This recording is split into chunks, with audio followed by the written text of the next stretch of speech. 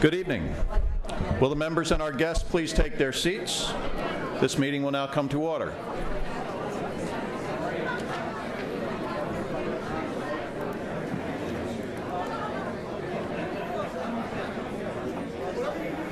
As all members have received a copy of the call of tonight's meeting, the reading of the call will be omitted. Will everyone please rise and join me in saying the Pledge of Allegiance? I pledge allegiance to the flag of the United States of America and to the republic for which it stands, one nation, under God, indivisible, with liberty and justice for all.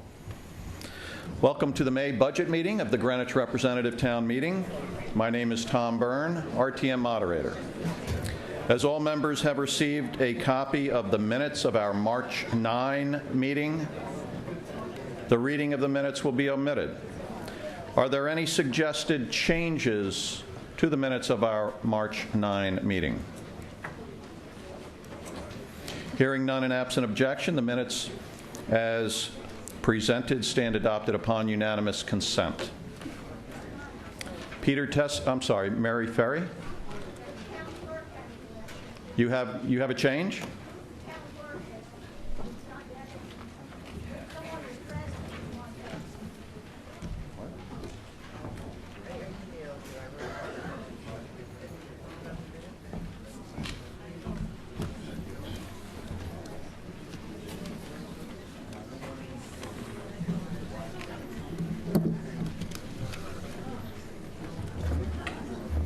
All right, was this the attendance issue?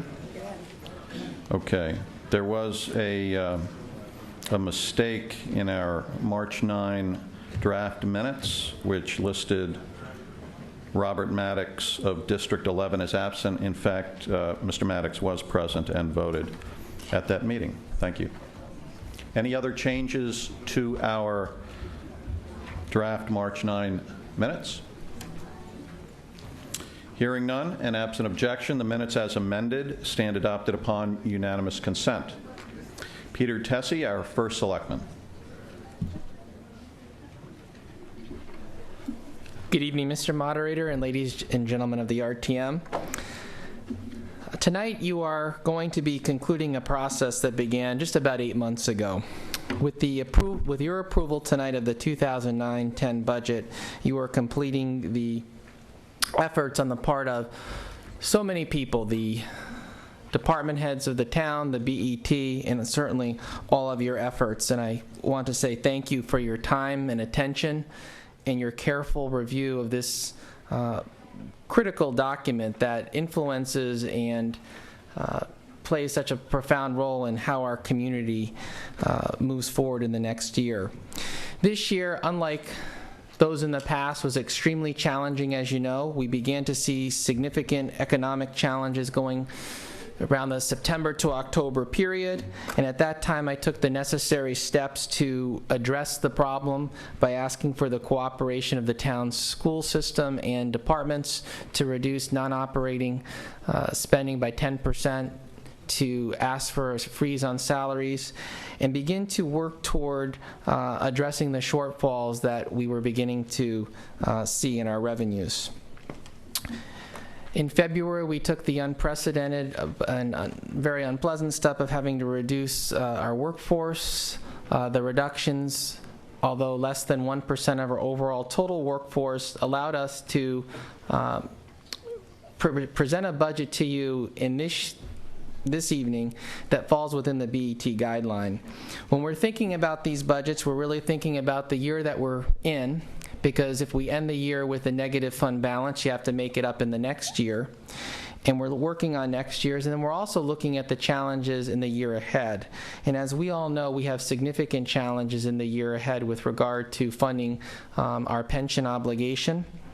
We are taking steps today to ameliorate that. We began with your initiative in adopting an early retirement incentive plan, which will allow us to provide those senior town managers and employees the opportunity to retire with increased retirement benefit and some added health care and at the same time offer us an opportunity to evaluate whether or not all of those positions are needed and to reorganize and reprioritize some of our operations.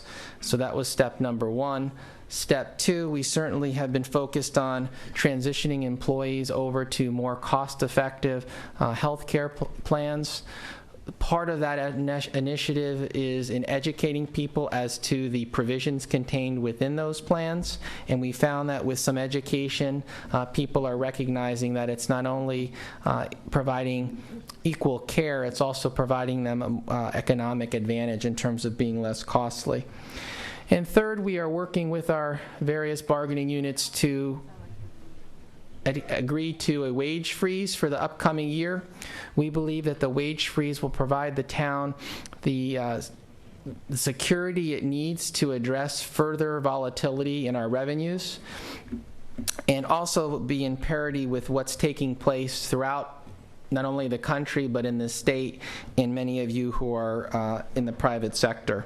So these are steps that are either been taken or in process, and again, working together, we've been able to achieve considerable results.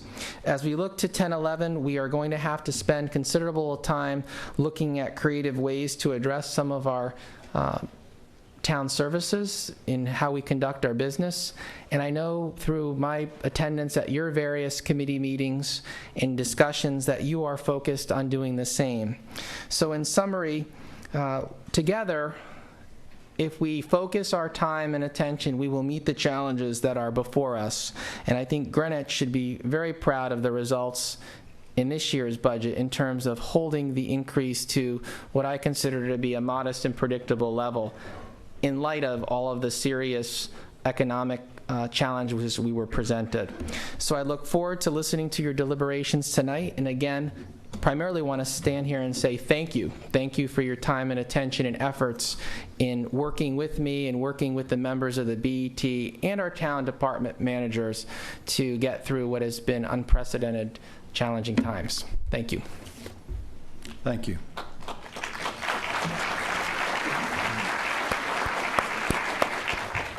Nancy Weisler, Chair of the Board of Education.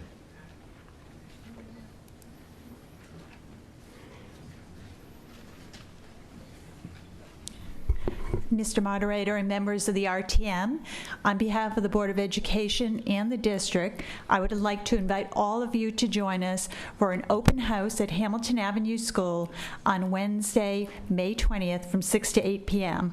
We very much appreciate your ongoing financial support in the construction of this school. We hope you'll be able to join us to see this beautiful new facility. I think we're all very proud of it. We hope you can come. Thanks. Thank you. That now brings us to the first of the three items on our call tonight. Doug Wells, Chair of our Legislative and Rules Committee.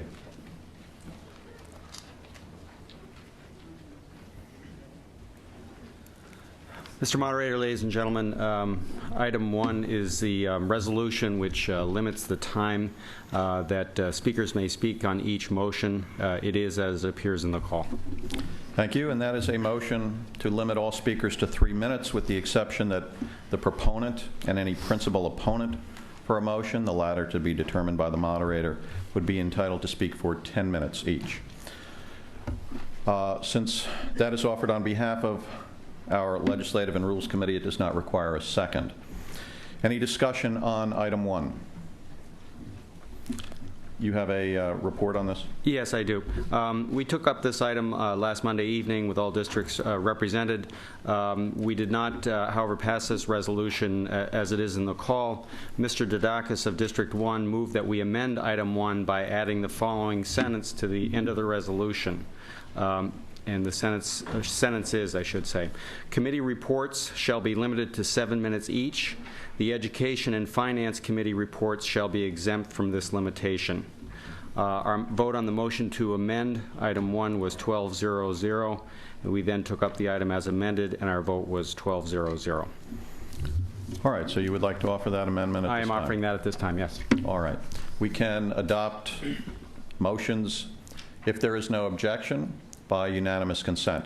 Is there any objection to that proposed motion to amend item number 1? Hearing none, that amendment is adopted upon unanimous consent. I'll call for a voice vote on this limit on debate. All those in favor, please signify by saying aye. Aye. Opposed? That motion has carried. So all speakers are on notice that there is this 3-minute limit on debate. And if we need to get into the exceptions, I will alert you of those. Item 2 now comes before us. Mr. Wells. Item 2, resolved that at the meeting of the RTM on this evening, Monday, May 11th, 2009, if the business of the meeting has not been concluded by 12 midnight, the meeting shall adjourn at that time to meet again on Tuesday, May 12, 2009 at 8 p.m. at this location, Central Middle School. Thank you. That being offered on behalf of our Legislative and Rules Committee, it does not require a second. May we have the report on this item? This was voted in our committee 12-0-0. Thank you. Any discussion on item 2? Once again, I will call for a voice vote. All those in favor of the resolution on item number 2, please signify by saying aye. Aye. Opposed? That motion has carried.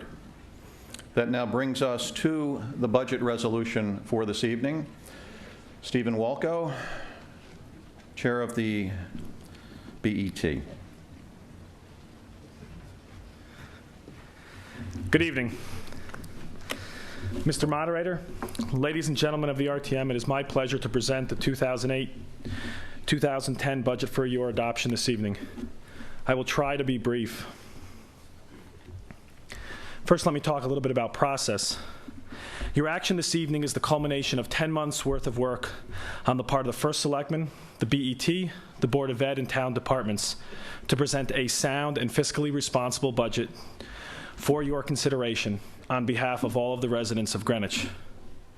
This process began when the BET adopted budget guidelines drafted by the Budget Committee some 8 months ago. During this period of time, the Budget Committee and members of the BET have thoroughly reviewed the budget and fulfilled its fiduciary role by presenting to all of you a balanced budget that meets the guidelines established last October.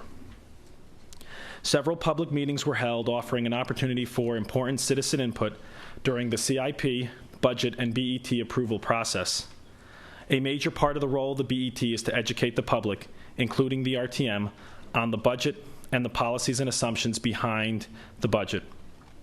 It is critical that the BET continue to strive to offer greater public and RTM input, as well as invite members of the RTM to attend budget deliberations, which began as early as September. The BET appreciates the effort on the part of many RT members to obtain a better understanding of this budget. When I was on the RTM, sometimes I felt guilty if no changes were made to the budget by the RTM. If anyone else shares that same feeling, I urge you to resist that sense. Throughout the many years, throughout this past year, you have come to the BET with many thoughts, suggestions, and I dare acknowledge criticism concerning the budget. We listen, and we listen repeatedly. In many instances, we accept your suggestions and implement them. Last year, you said, without an actual vote, do not issue bans for interest. We listened, and that is not contained in this year's budget. To all of the RTM committees, especially your Budget Overview Committee and Finance Committees, I appreciate the work that goes into your budget deliberations. Subcommittees, member input, meetings with Finance Department, all work to make the process a better one. The conversations were insightful and thought-provoking. We don't always agree, but certainly we get to the issue. Other members of the BET draw these same conclusions as I do in terms of transparency and the ability to have thought-provoking conversations. The budget process remains inclusive and transparent, and the BET is receptive of your recommendations for improvements to make it better. In fact, tomorrow the BET Budget Committee will begin its review process and recommend adjustments in preparing next year's fiscal year 11 budget. The Budget Committee welcomes your thoughts and suggestions. On March 19th, the BET adopted this budget after making several adjustments. These actions are summarized in my written budget message, which was on the table in the front. Normally, at this point of the budget message, I would summarize the budget, which I will briefly do in a few minutes. but I must make comment on this exceptional year.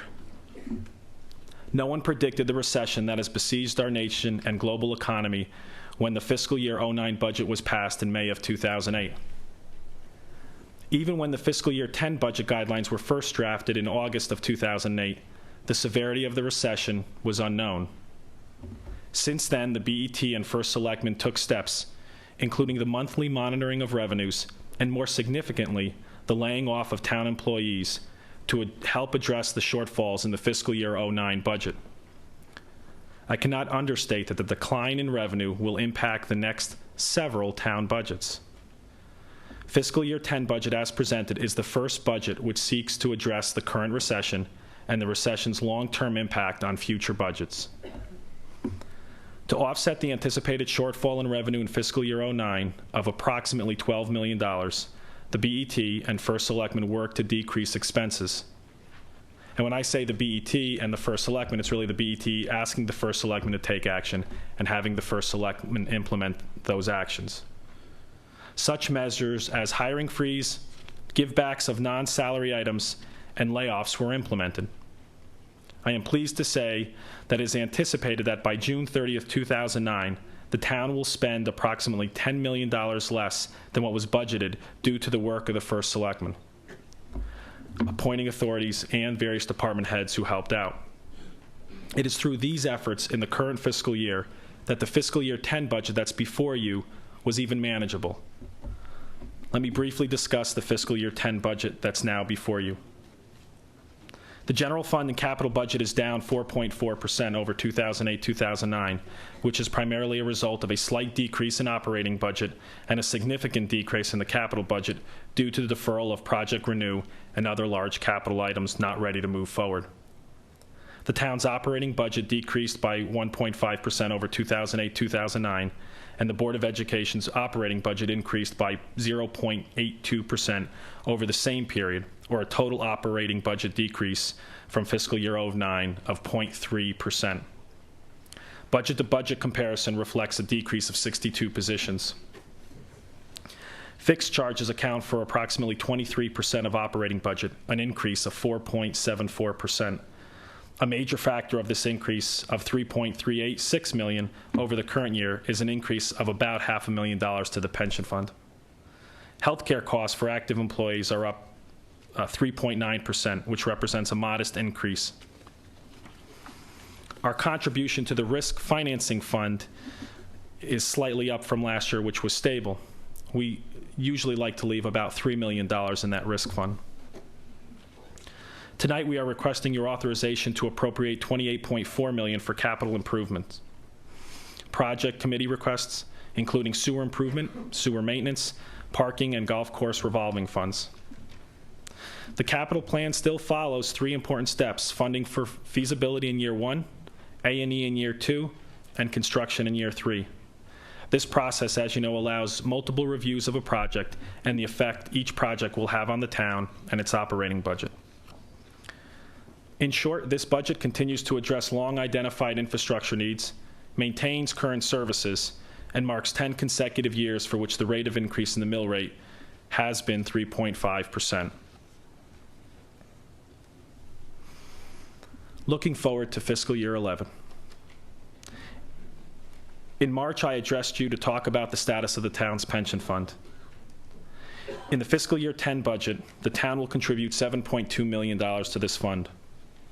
The outlook for fiscal year 11 shows this funding increasing to $15 million to $17 million, putting considerable strain on the fiscal year 11 budget. This anticipated shortfall cannot be solved in 1 year. If the town and Board of Ed cannot generate approximately $5.5 million in savings in fiscal year 10, which would then also be realized in fiscal year 11, then the deficit to the pension fund will be eliminated if, in fact, we can find these savings. In order to achieve this, there needs to be a combination of lower GWI, wage freezes, change in health care plans and benefits. If all efforts fail to achieve these savings, the only alternative is to further reduce staff in order to reach the projected savings target. Simply stated, if the town and our unions are unsuccessful in significantly lowering expenses through the migration to health savings account, wage freezes, and other cost-saving measures, it is expected that there will be a further reduction in the town's table of organization if we expect to meet our goal of moderate and predictable tax increases. Many have said that the town must abide by the contract it has entered into, and I completely agree. But the town also has the ability to set the overall level of spending, and if labor expenses do not significantly decrease over the next several months, barring some unforeseen changes in our economy, the likelihood of further layoffs dramatically increases. If the citizens of Greenwich wish to keep taxes at a moderate and predictable level, and negotiations with our unions fail, it is anticipated that services will need to be cut. Choices will have to be made. As a town, do we want ferry boat service to Island Beach, marine police, police on Greenwich Avenue, student to certified ratio of 10.2 to 1, embarking on a new fire station for backcountry fire service? These are all worthwhile programs that, if continued or initiated, need to be funded. As a town, we need to decide what is important and what is not. I suspect that discussion, led by our first selectman, is quickly approaching. In closing, the BET believes it has struck the right balance with the proposed fiscal year 10 budget. On one side, taxes are increasing. On the other, it is at the same rate of increase it has been for the past 9 years. My colleagues and I look forward to your deliberations and stand ready to address any remaining issues that might arise. My sincere thanks to the Budget Committee led by Michael Mason, Mr. Crumick, Simon, and Stone, and the other BET members.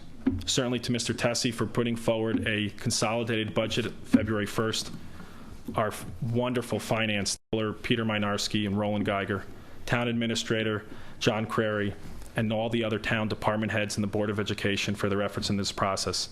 Thank you for affording me the time to address you here tonight.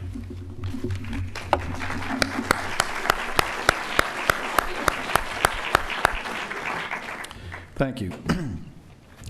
At this time, the budget resolution is now before us. Let me summarize how we will deal with that tonight. We will first hear reports of all of our committees that considered the budget. We will begin with the Budget Overview Committee, and I ask the remaining committee chairs to agree among yourselves as to what order you would like to proceed. We will then have discussion on the budget. I will call for any general comments to be made first.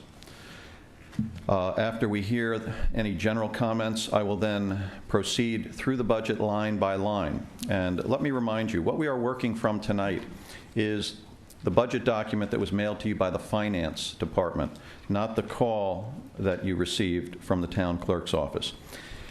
And that document consists of 34 pages. They are labeled at the bottom RTM, beginning with page 1, going through page 34. I will read the line items by major account codes, major object codes, and when we finish with the committee reports, I will again summarize how that procedure will work. But we will take up any motions to change the line items first. When we are finished with that, we will take up any suggested changes to the language of the budget resolutions that follow the line items. Just to remind you, because this is the main motion that is before us, any effort to reduce a line item will be treated as a motion to amend. And because we do not take up secondary amendments, which is a motion to amend, we would take conflicting or competing motions to amend one at a time. You'll see it works out very nicely, and it avoids any confusion. That's why we don't take up secondary amendments. So again, I'll review that after we hear from the committee reports. And why don't we begin now with Michael Petroselli, the chairman of our Budget Overview Committee. And I ask the other committee chairs to please come forward. And I remind all of you that there is a 7-minute limit on your reports with the exception of Education and Finance. Mr. Petroselli. Thank you. Mr. Moderator, guests, and fellow RTM members, my name is Michael Petroselli. I'm a delegate from District 12, and I serve as the chairman of the Budget Overview Committee. I'm here to deliver an abbreviated version of the BOC's May budget report, which was distributed last night and this morning via email. The Budget Overview Committee is not recommending additional reductions in this year's budget at this late hour, but we strongly believe that further reductions must be made during the coming year that will result in sustainable savings to assure our town's financial health in the years ahead. We'd like to acknowledge the fact that representatives of the BET attended every BOC meeting during the past year, and we were continually briefed on the budget and asked for our input. Additionally, the First Selectman and various town department heads also attended a number of our meetings. This level of cooperation is greatly appreciated and gives us the encouragement that together we'll find creative solutions to the challenges we face. The proposed budget we will vote on tonight accomplishes modest progress in preparing the town of Greenwich to meet the fiscal challenges that we are facing. As stated in the BOC's April message, substantial work lies ahead because of the need to find $10 to $15 million in savings before the end of the fiscal year 2010-2011. Additionally, our fund balance is essentially zero. It remains unlikely that revenues will fill that gap, which leaves the following choices: further budget cuts, increased borrowing, or increased taxes. To put it plainly, we cannot afford to keep spending the way we have been. We cannot reduce capital spending further without risking our town's future. Increased borrowing only defers tough decisions. We should only consider increased taxes after we've determined that our town and its 2,600 full-time equivalent employees are operating as efficiently as possible. The members of the BOC are not convinced that we've reached that level of efficiency yet. We're urging the First Selectman, the BET, the Board of Education, all the appointing authorities, the RTM, town employees, and citizens of Greenwich to work together to identify areas where savings can be realized as soon as possible. We need to start with the operating budget. The operating budget represents 94% of total spending. We must reduce spending on operations. More specifically, spending on salaries and other employment costs represent nearly 80% of the town's budget. We must focus our efforts on reducing employee costs. Those efforts must start immediately. The form and magnitude of the reductions in employee costs will depend on what kind of concessions we obtain from union employees and the extent of productivity gains we can generate from improved operations. All one has to do is look at the bitter experience that Chrysler, GM, and the UAW are now going through to understand how severe situations can become. All options, including additional reductions in staff, must be considered to reduce employee costs now. Several years ago, the BOC, in collaboration with the First Selectman's Office, developed a standardized operations report that all town departments are asked to complete on an annual basis, as mandated by our charter. Some departments greeted this as an exercise, as an opportunity for improvements. Others viewed it as a chore that challenged the status quo. The fact is that given the fiscal challenges facing all communities, including Greenwich, the status quo must be challenged. This cannot be empty rhetoric. Everyone must think outside the box to find real solutions. Some residents of our town believe that further cuts in spending will result in reduced services. That may be true if we continue doing things the same way that we always have. Instead, we should challenge ourselves with the following question: how can we deliver the best services with minimal disruption while reducing employment costs? We are certain many of you in this room have experienced the benefits of what a little New England ingenuity can accomplish. We urge everyone to consider our April message again, as well as these points. 1, RTM committees must identify areas for savings and in accordance with the RTM rules, Section 5, subsection G, which defines all of our committee's budget-related responsibilities, we have to work on the budget duties on a year-round basis. We urge committees to meet with departments for which they're responsible beginning next month, in June, and on an ongoing basis to work in finding potential cost savings and reductions.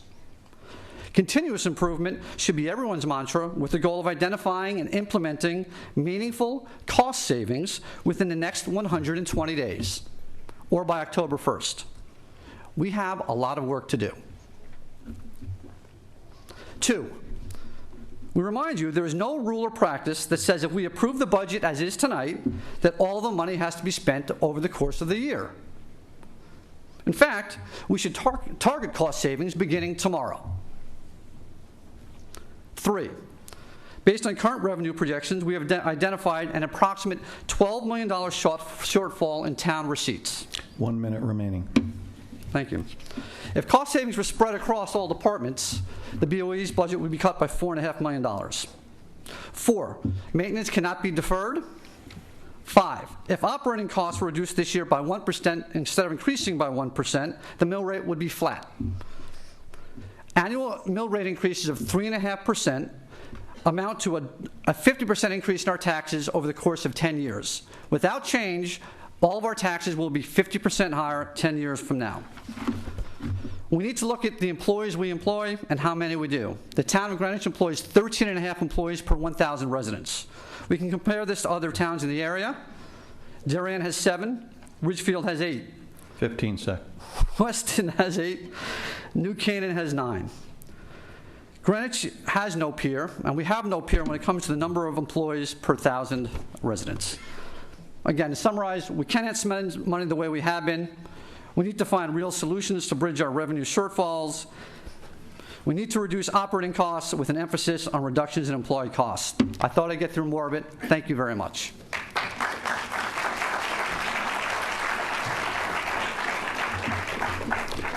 Bob Brady, Chairman of our Education Committee. Good evening, Mr. Moderator, members, guests. The Education Committee met on February 2nd, March 2nd, and May 4th to review the accounts assigned. The committee voted on all items on May 4th. All districts were represented. The following budget accounts were assigned. Number 315, which is Public Works, Board of Ed Maintenance, $230,600. 1200, this is for snow plowing, road and sidewalk maintenance, and repair on school properties. Joe Roberto assisted us. Account 410, Health Department, Special Clinical, $253,839, 1200. About half of this is for the school dental examination and fluoridation programs in the pre-K, elementary, and middle school children's. About 6,000 examinations were performed this fiscal year. Carolyn Baisley, assisted by 2 of her staff, assisted us with this item. Account 440, external net contributions. This is a new account. Bruce Museum contribution or payment made by the town to the Bruce Museum, Inc. has been transferred from the Parks and Recreation budget to this external entity account. This is the contribution the town makes per its operating agreement with Bruce Museum, Inc., the not-for-profit operator of the Bruce Museum. The amount of $748,576 is expected to be about 15% of the Bruce's total revenue in fiscal 10. Deborah Good, BMI Treasurer, assisted us. Our vote was 1200 on this item. The Bruce has temporarily put its expansion program on hold, we were also told. The big item is the 600 accounts, the Board of Education operating budget, $999,931. Our vote was 1002, with districts 1 and 6 abstaining, wanting to hear more from other committees. We were assisted by Ms. Weisler, Board Chairman, Ms. Moriarty, Vice Chairman, Mr. Anderson, Board Member, Dr. Sternberg, and others of the staff and of the Board.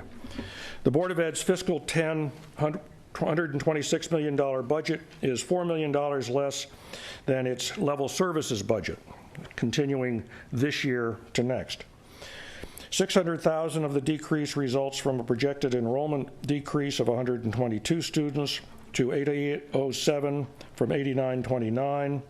$900,000 results from the elimination of another 14.8 certified staff positions in such areas as social workers, teacher coaches, special ed, and advanced learning programs.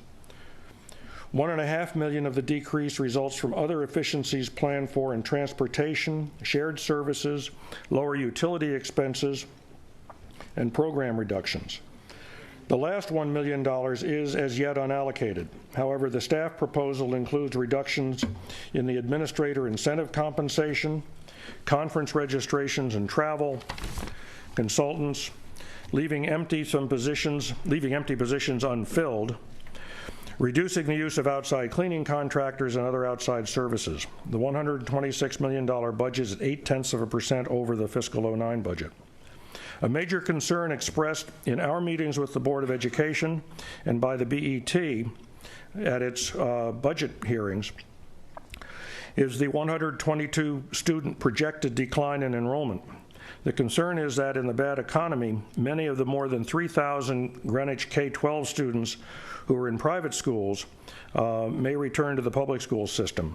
Already, parents of 69 students have told the Board of Ed that they plan to enroll their children in the Greenwich Public School System next school year. As I said, Districts 1 and 6 abstained. Our vote was 10-0-2. We also considered the school lunch fund, account 670, which is the revolving fund expenses of $4,135,055. We voted 12-0-0. This is the expense side of the revolving lunch fund program. Revenue is from purchases and grants. Profits expected to be about $6,500 in the year ending next June, with a fund balance of about $38,000. Board of Ed capital expenditures are $7,807,000. We voted 12-0-0 on these.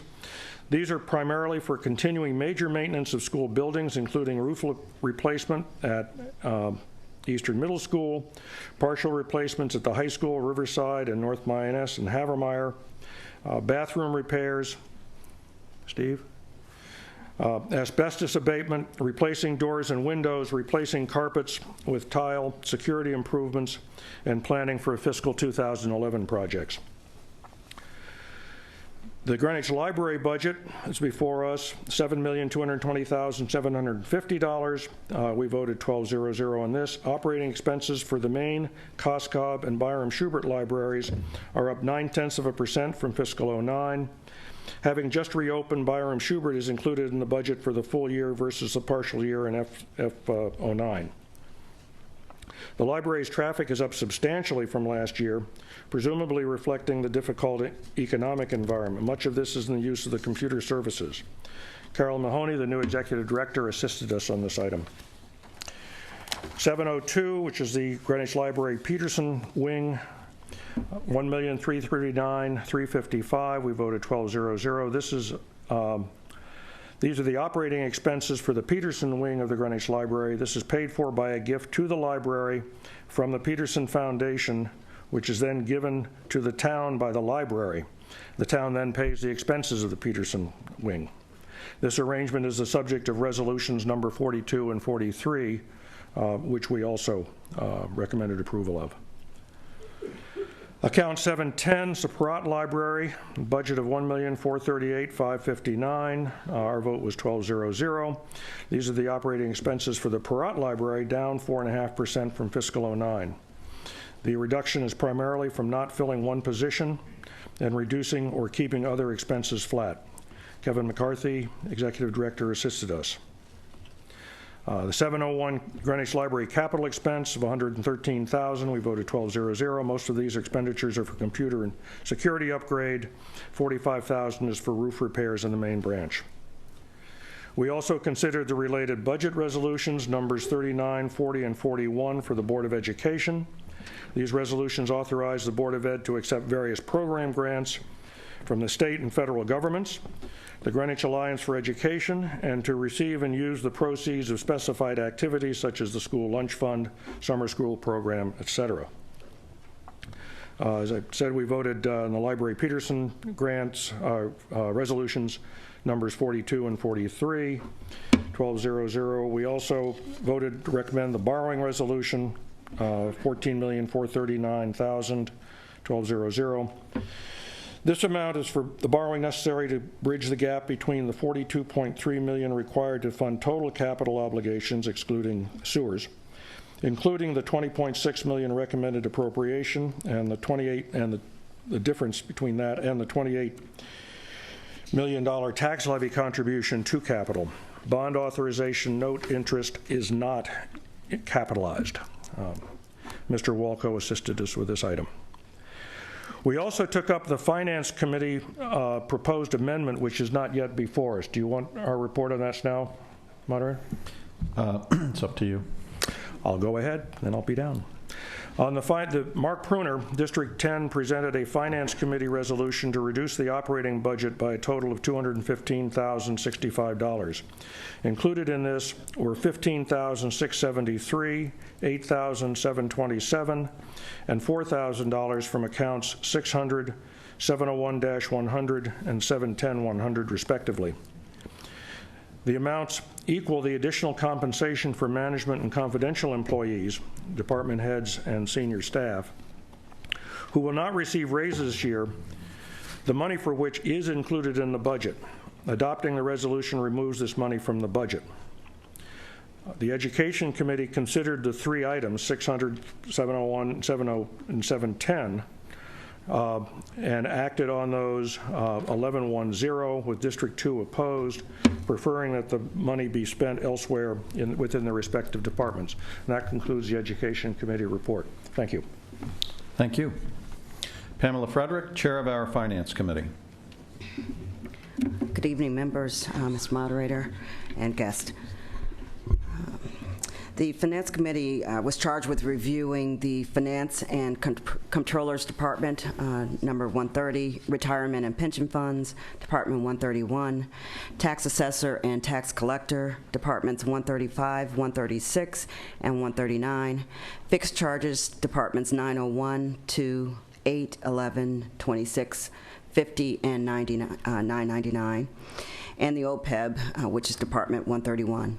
We'd like to thank all of the town departments who availed themselves to meet with the members of the Finance Committee, including our meetings, which occurred on April 13th, and our regularly scheduled meeting on May 4th. The first department covered finance and controllers. This item was presented by committee member Bob Tuthill and Mark Pruner after meeting with Comptroller Pete Marnarski of the Finance Department. The department budget was reduced 12.9% due largely to the elimination of 3 positions. A portion of the work has been outsourced and much of the balance reassigned to other department employees. A reduction in temporary salaries resulted from the elimination of their summer intern program. Bank fees were up due to a J.P. Morgan Chase delay in billing, but overall the town continues to save money from its 2006-2007 decision to pay bank fees rather than holding large compensating balances. On to the retirement and pension funds. This item was presented to me after speaking with Jim Lavin, the retirement administrator, who was also present at our meeting. While the largest change in the department budget was a further reduction in fees as the pension continues to move towards passive investment management. Much of the work is now outsourced, including legal, payroll, and the actuary, which that was before anyway. There are several significant items affecting the retirement system, but the most important being the town contribution to the retirement system as reflected in fixed charges. This was increased from $6.6 million last year to nearly $7.2 million this year, and will likely increase much further next year, as much as 11 to 16 million. That's yet to be determined. The primary factor contributing to this increase was poor investment performance, which again has deteriorated even further from the time of the actuarial calculations, which were determined in July '08. The pension assets fell from $264 million in October of last year to $238 million in March of this year. We haven't received an update since that time. The portfolio losses, like other reductions, are smooth over a 5-year period. The administrator confirmed that the town has no Madoff investment exposure and no hedge fund investment exposure. There is a 5% allocation for real estate and private equity, with the balance in fixed income and common equity, public equity. The pension fund assumes a 8.5% rate of return, which the special committee, RTM special committee, recommended a more conservative funding approach, closer to the market standard of 7 to 7.5%. As a result, actuarial losses will likely continue as we build in assumed higher rates of return, which are currently above our actual performance and are higher than the fund's expected return, as well as its 10-year historical rate of return, which is 5.9%. However, it must be noted that a lower rate of return will lead to significantly more sizable pension contributions, which the pension board and the town, including the BAT, appears to be balancing in the near term, given our budget constraints, and pushing increased funding further into the future. We will hear more about this, I'm sure, in the coming months and certainly in the next fiscal period. The pension contribution is projected to grow as high as $16 million next year, but will largely be driven by how large the fund assets, how well, I should say, the fund assets perform by the end of June 2009. The next department, tax assessor and collector, was presented by Irv Porter, Susan Geis-Robbins, and Jill Oberlander. Meetings were held with Lou Caravella, the tax collector, Ted Gordney, the tax assessor, and Robert Shipman, the assistant tax assessor. Collections were 98.78% as of March 2009, which is stellar in this environment. Collections are budgeted to be down 1.6% in this budget. The department has about $5 million of delinquent automobile taxes, which is being outsourced to a third-party collection firm. The BET grand list is $34.1 billion in 2008, up from $33.8, and that's a 0.9% increase for budget year 2009-2010, and this compares to the traditional annual budget growth that we see in the grand list of 1.3%. While new construction of expensive homes has tapered off, building permit activity, we understand, remains strong, with a sharper focus on renovations and more modest upgrades. The postponement of the 2010 revaluation was driven largely by a dramatic reduction in residential closings, leaving the base of comparable sales too small to properly calculate assessments. So hopefully we will hear more about when that will be rescheduled. As to fixed charges in the OPEB fund, this item was presented by Paul Barbian after discussions with the finance department, including Pete Marnarski and Anthony Giovanone. The most significant fixed charges include the pension contribution, which I described, and you've heard much about earlier, $7.2 million.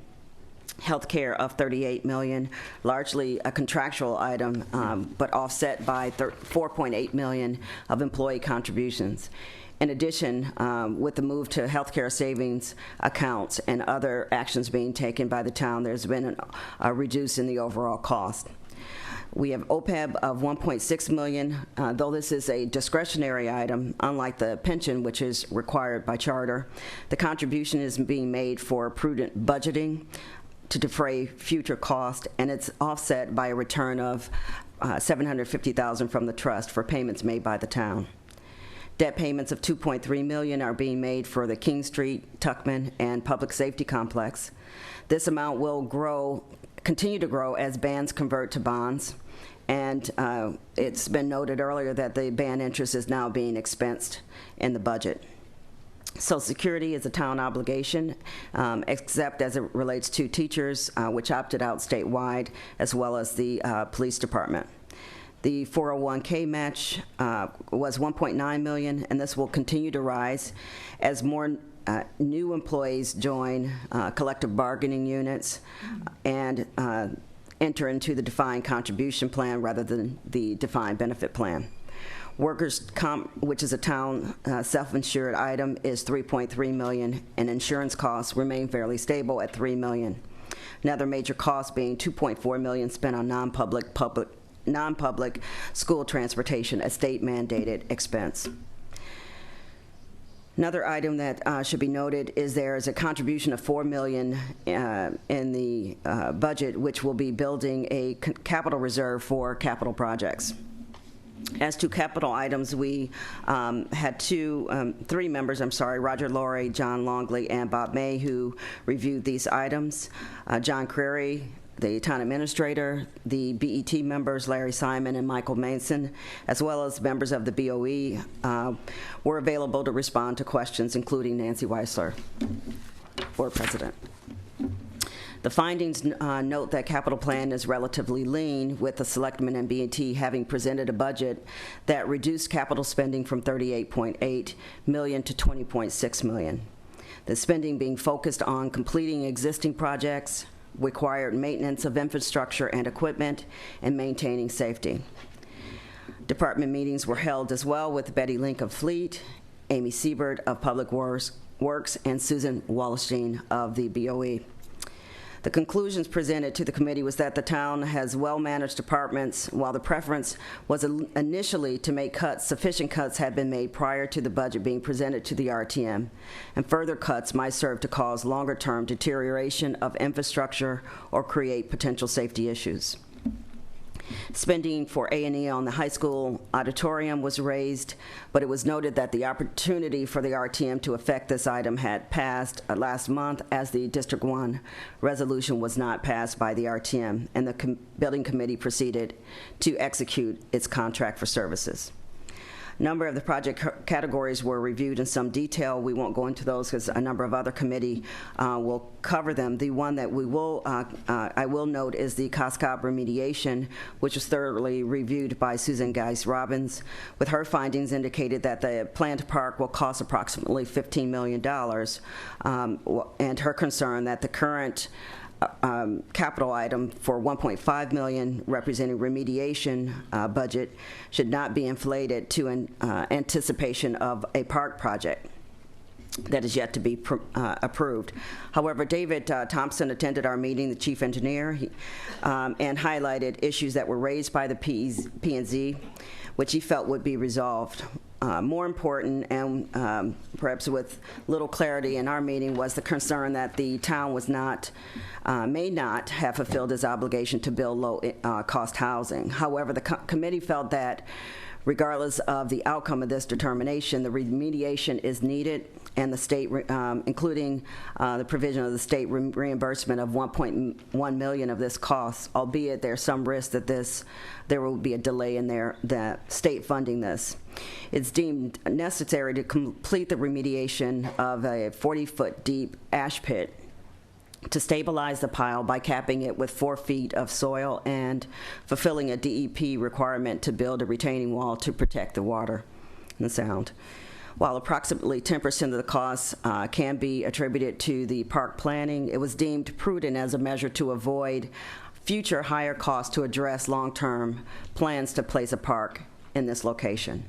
Our vote on this item was 10-1-0, with District 2 objecting to any cost associated with the potential park, and concerns that no decision has been made regarding the low-income housing requirement, and thus the remediation may be insufficient to support housing if it is required down the road.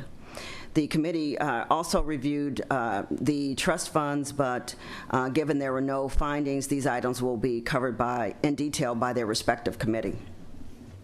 In terms of general comments, the first selectman and the BET presented a budget to the RTM that is reflective of a tremendous effort to bridge the revenue gap created by a reduction in conveyances, building permits, interest expense, among other revenue shortfalls. Their effort resulted in taking drastic steps to reduce salary costs through job cuts and slashing the capital plan spending by pushing many capital items into later years. These actions are reflective of what many homeowners, residents, and employees are facing in their household, with unemployment reaching 8.9% and rising, limited credit availability, and shrinking incomes and investment portfolios, particularly devastating for those on fixed incomes. Capital projects in the budget were limited, completing existing active projects and ongoing maintenance. Given the tremendous headwinds the town will face with significant losses in the pension portfolio and continued depressed revenue levels, the 2010-2011 budget will be even more difficult. There are many that believe that in this economic environment, any tax increase is too much and that we should begin carving back services and capital expenditures this year in anticipation of an even worse budget situation next year. So while this was a difficult budget cycle, residents and employees and area businesses should be prepared for even more drastic steps, potentially next year, to bridge that gap. The RTM reviewed the budget with an eye to ensure prudent financial budgeting, spending, and management. We rely on the diligence of the selectmen and the BET and provide an additional layer of fiscal oversight. Many hours have gone into this review, and while a sizable amount may or may not be cut this evening, I believe it is most reflective of the tremendous amount of work to trim the budget that was presented to the RTM. In terms of resolutions and motions, Mark Pruner, an alternate to the Finance Committee, initiated a resolution that he presented to the Finance Committee. This resolution is to eliminate all amounts in the budget slated to provide genuine wage increases for management and confidential employees. This motion was supported by the First Selectman, the Board of Ed, as well as BET members attending our event. Our meeting. It felt like an event. It went rather long. The Finance Committee will later sponsor a motion to reduce $215,065 from 26 department budgets to remove these amounts from representing management and confidential wage increases in Object Code 100. We believe that it sets the appropriate tone for one of the steps the town will take to address its budget shortfall this year and next year and into the future, and lets the senior management take a step in this direction, as they will be seeking similar cuts from employees in hopes of stemming further staff cuts. While department heads are able to redirect other funds in their object codes to pay salary increases, the committee felt removing the designated portion was appropriate. By unanimous vote of those present, our vote was 11-0-0. While District 9 was absent, subsequent follow-up confirmed their support of this item. In terms of the town budget, the Finance Committee also voted 11-0-0 to support the budget with this one reduction for $215,065, which will be presented at the appropriate time later in the evening. Thanks. Thank you very much. Before continuing with the committee reports, I ask your indulgence for a very brief digression. I see that a longtime member, supporter, and friend of the RTM has joined us tonight from District 1. I refer to Mary Pellegrino, who is seated in the back. And I ask that all the members please join me in welcoming Mary to our meeting and thanking her for her dedication to the town and the RTM.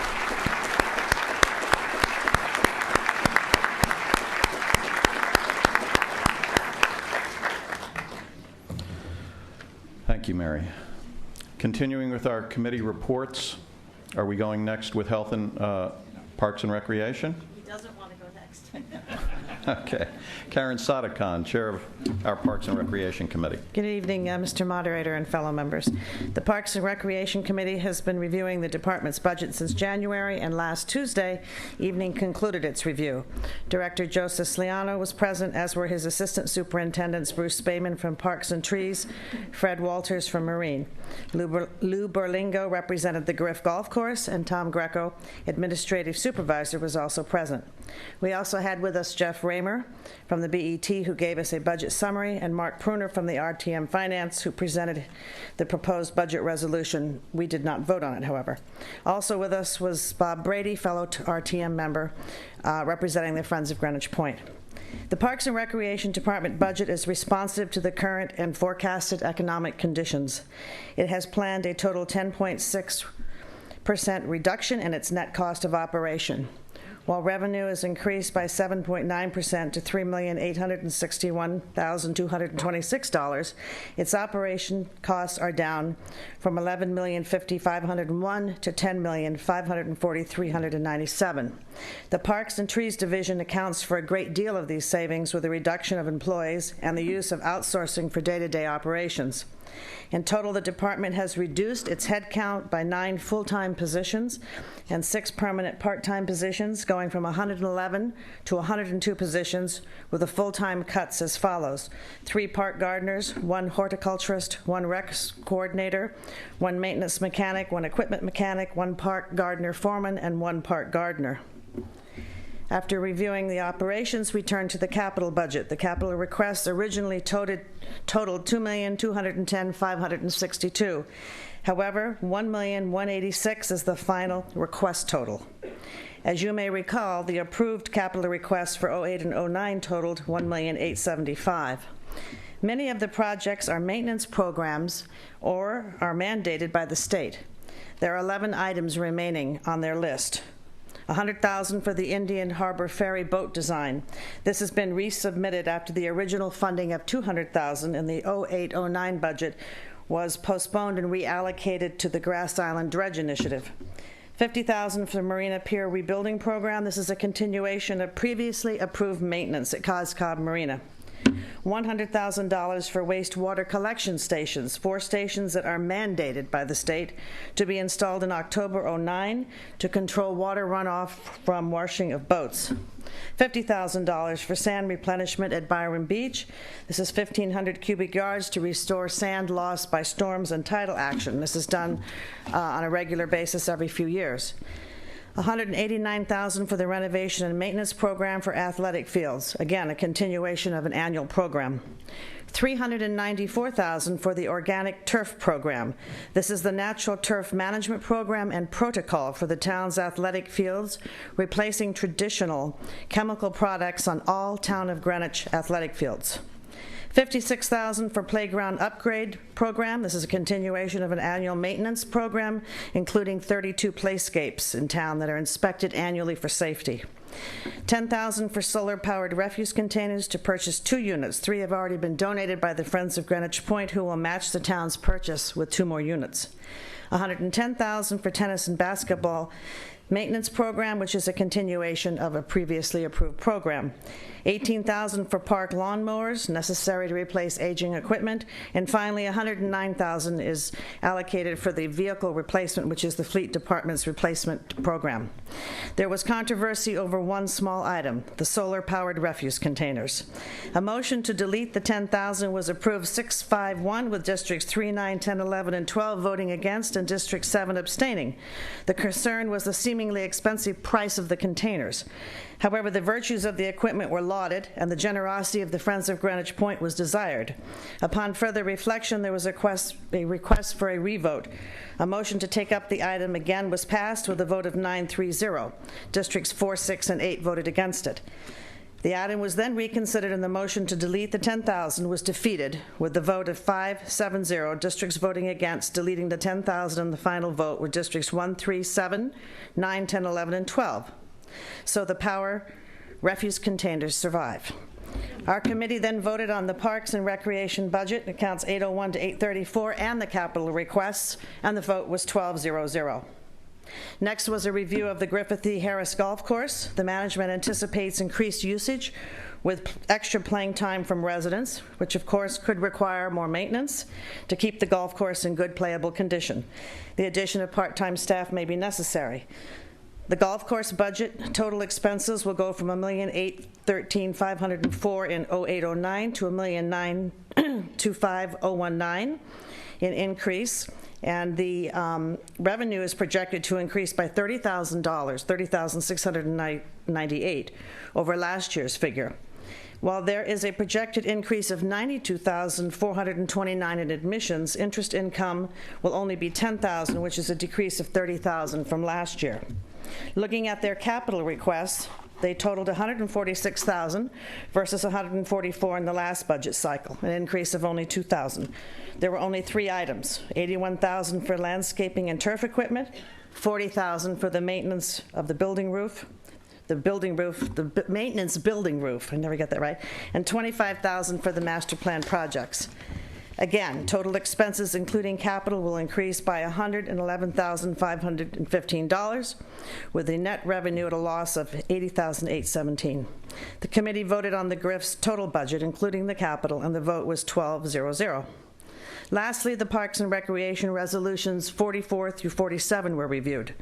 Bob Brady, representing the Friends of Greenwich Point, was present to discuss Resolution 47.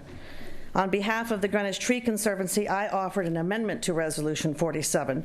The amendment was to strike the words "trees and" in phrase A and B. I will offer the full explanation at the time the moderator so indicates. 1 minute.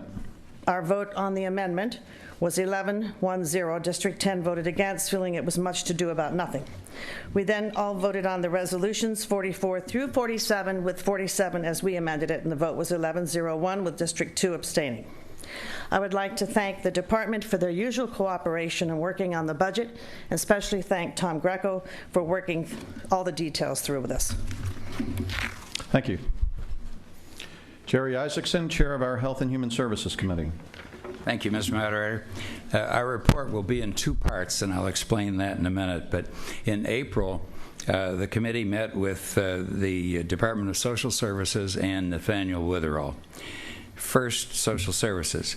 The 910 budget calls for a reduction of personnel of 2 full-time and 3 part-time positions. The budget shows a reduction of $308,600. However, part of that is because TAG was transferred out.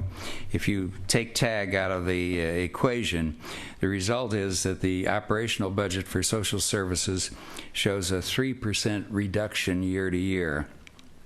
Dr. Nikwa presented considerable data on 09 year-to-date clients served by category.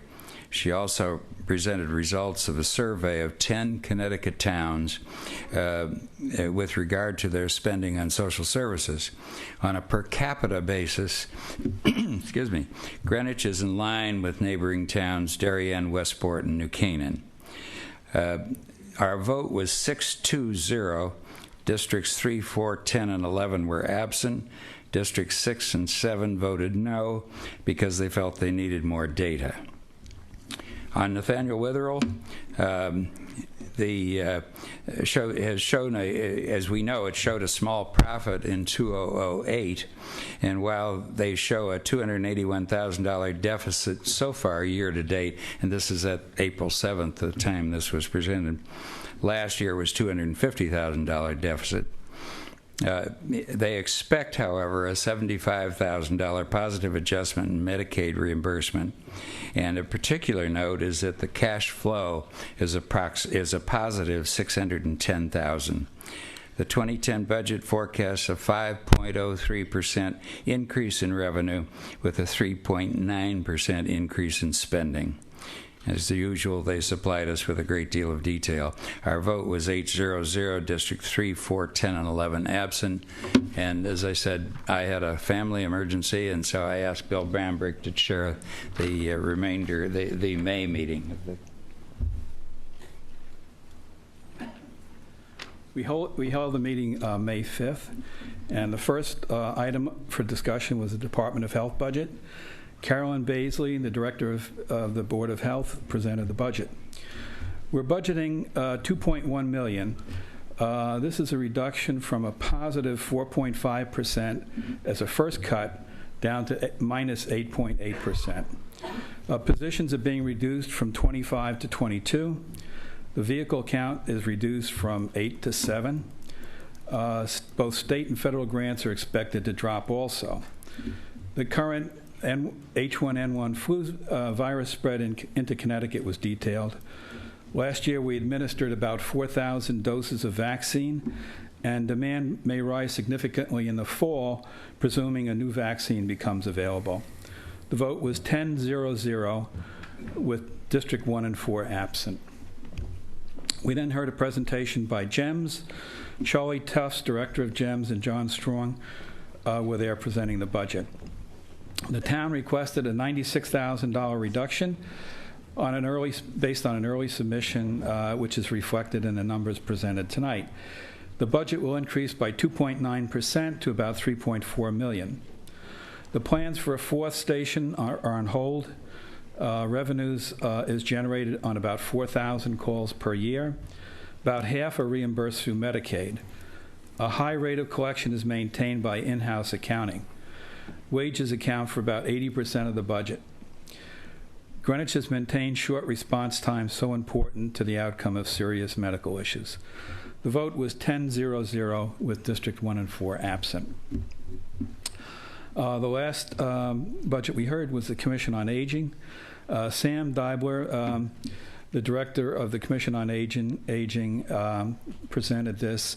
It was split into two parts. The Commission on Aging was A195. Senior Center was A196. Laura Jackson, a board member, was also present. Salaries in A195 will increase 7.7% based on contracts. Educational programs will be reduced, but may be provided by the Senior Center. The overall budget increase is 5.3% maximum, but may come in lower based on contract negotiations.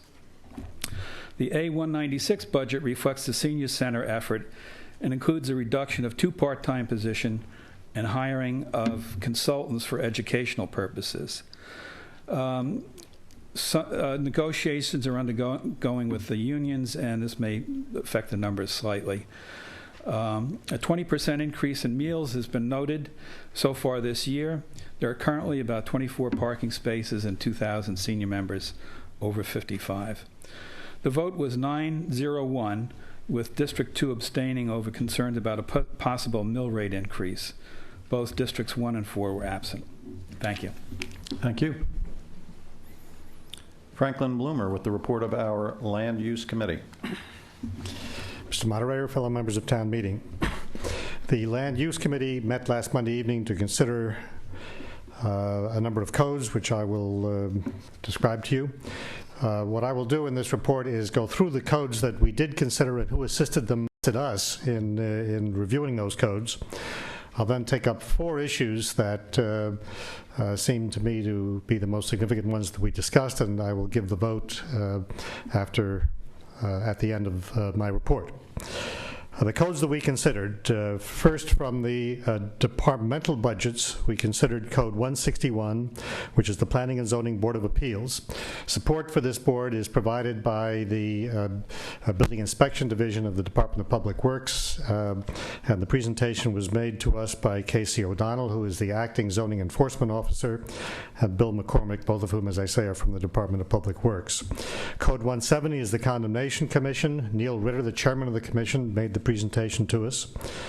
Code 171, Planning and Zoning Commission. Diane Fox, our town planner, presented that.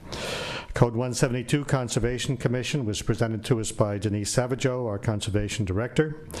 Code 173, the Inland Wetlands and Watercourses Agency, was presented to us by Michael Chambers, who was the director of that agency. Code 174, which is Land Use Administration, was presented by Diane Fox. And from the Department of Public Works budget, the Highway and Streets and Bridges account, Code 312, was presented to us by Joe Roberto, who is the head of the Streets and Bridges Division of the Department of Public Works. We took up 3 codes from the capital schedules. Code 302-981, the Cost Cobb Power Plant site remediation.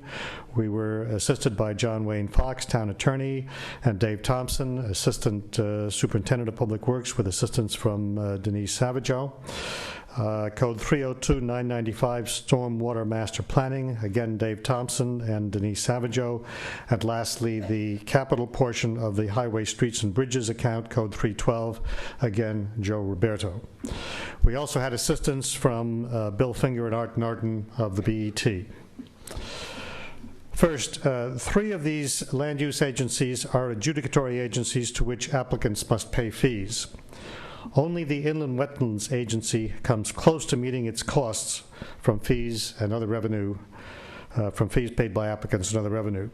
The receipts by the 3 agencies from fees and other sources can be seen, if you want to look at them, on revenue pages 7 and 8 in your budget books. That's near the beginning of the book before the various operation budgets. But in summary, the Zoning Board of Appeals revenues are $30,250 against a total budget of $139,000. They covered 21% of their costs with revenues. The Planning and Zoning Commission revenues are $211,000 against a budget of $841,000. They cover 25% of their costs with fees and revenues. And the Inland Wetlands Agency's fees are $447,700 against a budget of $483,515. That's 92%. A big difference. The balance, of course, in each case comes out of the general fund from the property taxpayer. Next, we spent some time on the motion which has been described by prior speakers that will be offered this evening by the Finance Department, which would have the effect of reducing line items in various codes by amounts equal to the salary increases to be paid to certain senior managers in the town. We had seen an earlier version of that, but the amounts to come out of each line item in the budget were exactly the same as what will be presented to you this evening by the Finance Department, or what I understand will be submitted. Our discussion, we did not have the benefit of the presence of Mr. Pruner, who was the original author of the document that we had before us, nor was anyone else able to confirm to us whether or not the salary freeze referred to in the resolution was in effect, and if it was, whether it would apply to personnel in the land use agencies. The 3 codes that were affected were Code 171, Planning and Zoning Commission, 172, Conservation Commission, and 173, the Inland Wetlands Agency. Since last Monday, because it was unclear, I took it upon myself to confirm what you've heard this evening, which is the salary freeze is indeed in effect. And I spoke specifically with the chairman of the Planning and Zoning Commission, the Conservation Commission, and the Inland Wetlands Agencies, and each of those chairmen confirmed to me that the freeze applies to the employees in their respective agencies, and they support the freeze. Next, we spent some time on the Cascade Power Plant site remediation. That, again, is Code 302-981. As has been mentioned by a prior speaker, the approvals necessary to go forward with this project are not in place. The site approval, the site plan approval, has in fact been denied by the Planning and Zoning Commission, and perhaps more importantly, the town is still obligated to provide affordable housing at this site. That's why we had Attorney Fox with us. He described the special act of the state legislature, which governs, and pursuant to that, the obligation to provide such housing remains in effect until a determination that the town has provided equivalent housing elsewhere has been made by the State Commissioner of Economic and Community Development, and that determination has not yet been made. 1 minute. Attorney Fox is meeting with state officials in the near future with a view to obtaining that determination. As has been stated, the work to be done is entirely remediation. We hope to recoup a good portion of that from a state fund, and it is anticipated, or there's some concern that that fund may be depleted given the current economic situation. Next, we considered the Stormwater Master Plan. Very briefly, that plan covers only the drainage issue, namely the storm drains and rivers and streams that stormwater follows. It does not address the underlying cause of the increased runoff that we are experiencing. Since no motions to delete or reduce any of the budget codes we considered were made at the time we considered them, we voted at the conclusion of the meeting on all of the above codes as a group. The vote was 10 in favor, 1 opposed with no abstentions. District 2 was absent. The one negative vote was the delegate from District 9, who stated that it was based on support for Mr. Pruner's proposed motion. As I said earlier, this vote was taken before committee members were aware that the land use agencies supported the salary freeze. Thank you. Thank you. Doug Wells with our Legislative and Rules Committee report. Mr. Moderator, ladies and gentlemen, our committee considers 2 budgets. The first being the Law Department budget, line item 140 in your book. Wayne Fox and Nancy Barton attended our meeting last Monday evening with all 12 districts in attendance. Attorney Fox reviewed the salient provisions of the Law Department budget, spending a good deal of time talking about outside counsel expense. He provided us with some instances of favorable judgments and settlements that outside counsel have obtained for the town, thus justifying the expense. Just so that you have some sense of the amount of outside counsel expense, this year's budget, outside counsel accounts for more than 40% of the Law Department budget. However, this amount for the outside counsel is down by about $220,000, which represents virtually all of the decrease in the budget, which comes in at 4.6% less than last year's budget for the entire Law Department. This increase in outside counsel represents a significant increase for these expenditures when Mr. Wetmore was our town counsel. However, Attorney Fox makes no apologies for this increase. He firmly believes that hiring experts in specific areas of the law serves to defend our town and in the long run saves us money, although those savings are impossible to quantify. In the past years, it has been the request of the BET that the Law Department provide what it deems to be a minimum amount that would be spent for outside counsel. Their position in that regard has changed.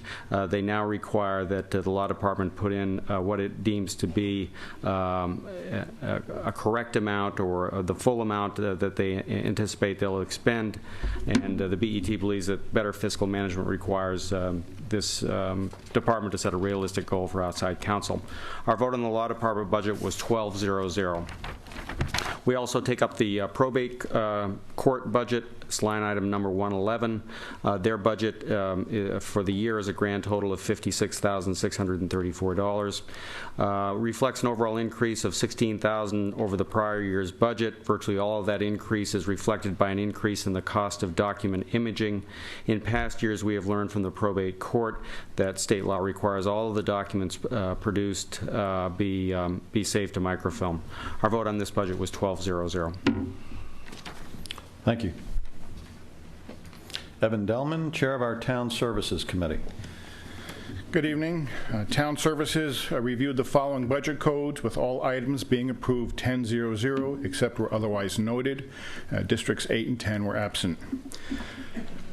101 with the RTM, we met with Carmilla Butkins. The RTM canceled its April 2009 meeting to save money. However, all savings, plus additional, were spent to cover the shortfalls from the 75th anniversary party. 104, emergency operations, we met with Daniel Warzoa. Increase in the budget line item 52950 is due to the lack of funding by the federal government. Those monies will be spent to cover the reverse 911 system. 105, First Selectman's office, and we met with the First Selectman. Line 1750, Consumer Affairs position, has been eliminated. That position, which was held by the late Mr. Belmont, will be divided into 2 parts. The state of Connecticut will be responsible for the weights and measures, and the Greenwich Police for licenses and permits.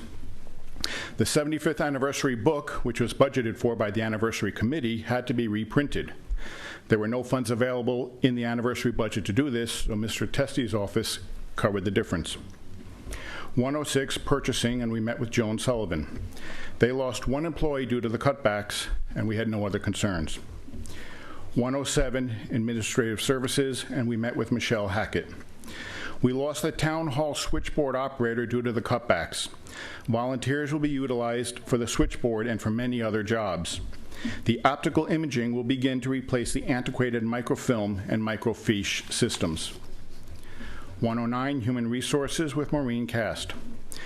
Human resources has taken over the payroll from other departments that had been doing them independently. 120, register of voters. We met with Sharon Vecchiola and Fred DeCaro. The 11% decrease is due to the lack of the presidential election this year. And depending on the need for town primaries, they may be able to return additional funds if they are not used.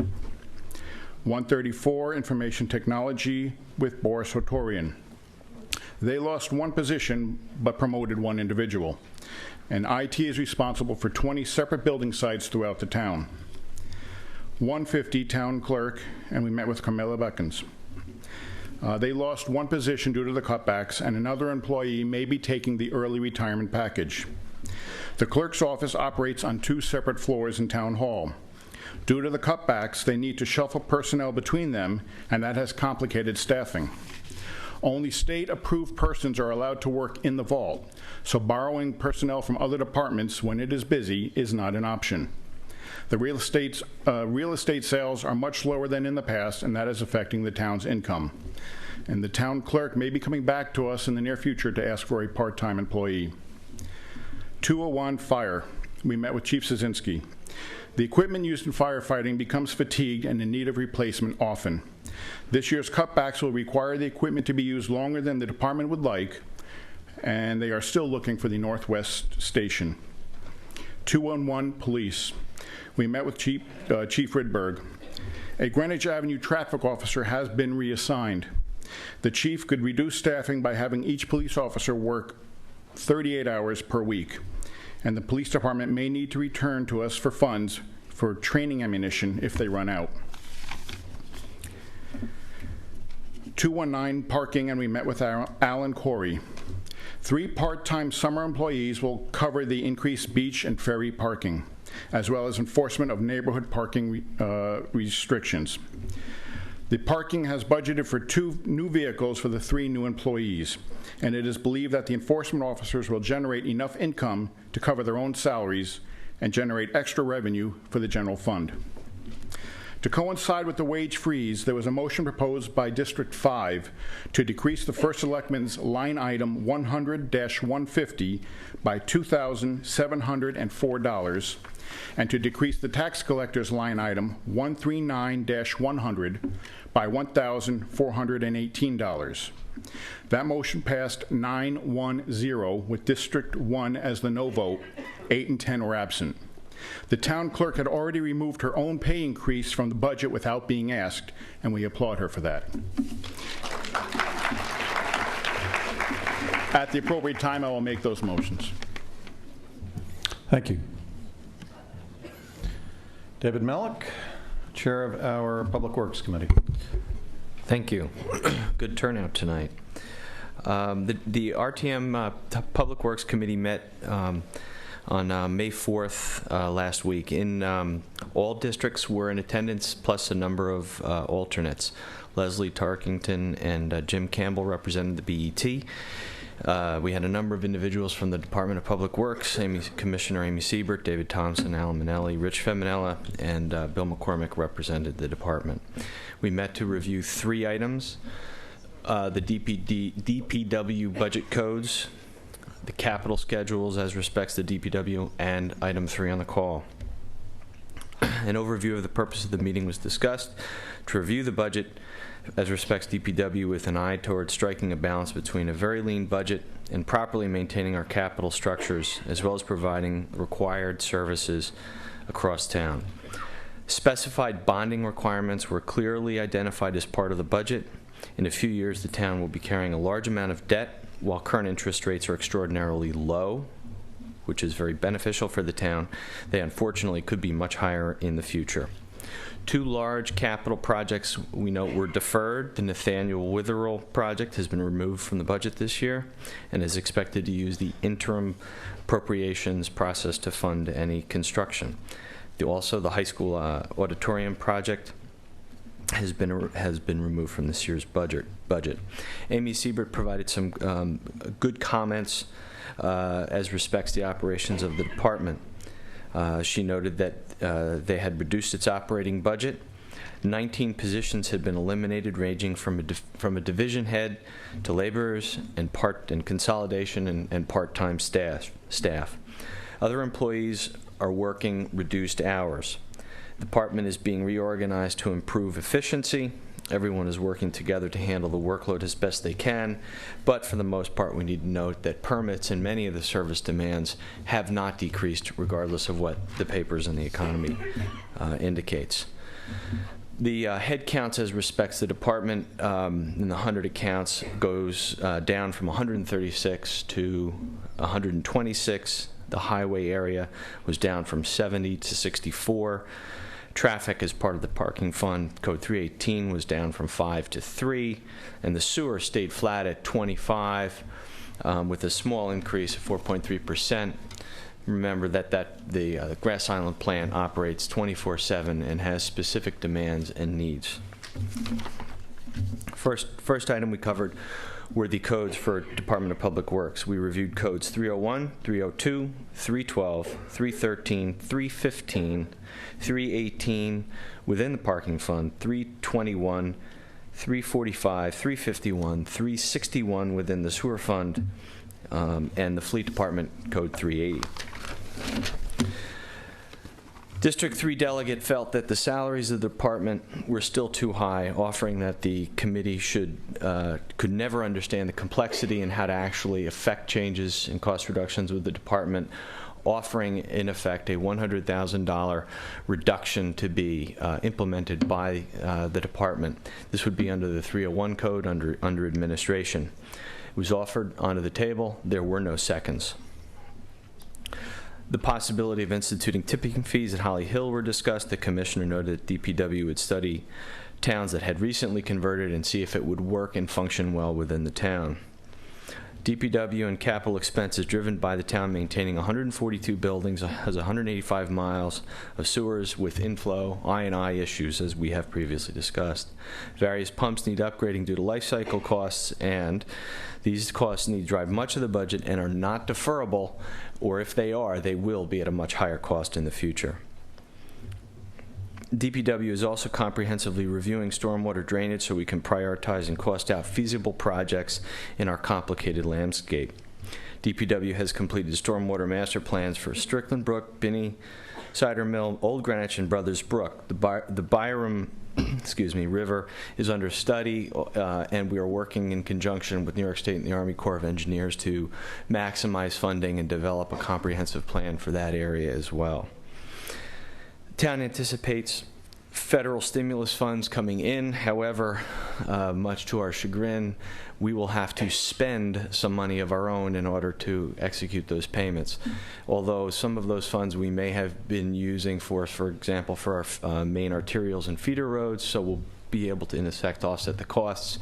It is not free money, and ultimately, it's our money anyway. So we want to be as efficient as possible, and it may take a while for us to affect those plans. The vote on those previously identified codes were 11-1-0. District 3 voting against, feeling that the need was a reduction back to the 07-08 level.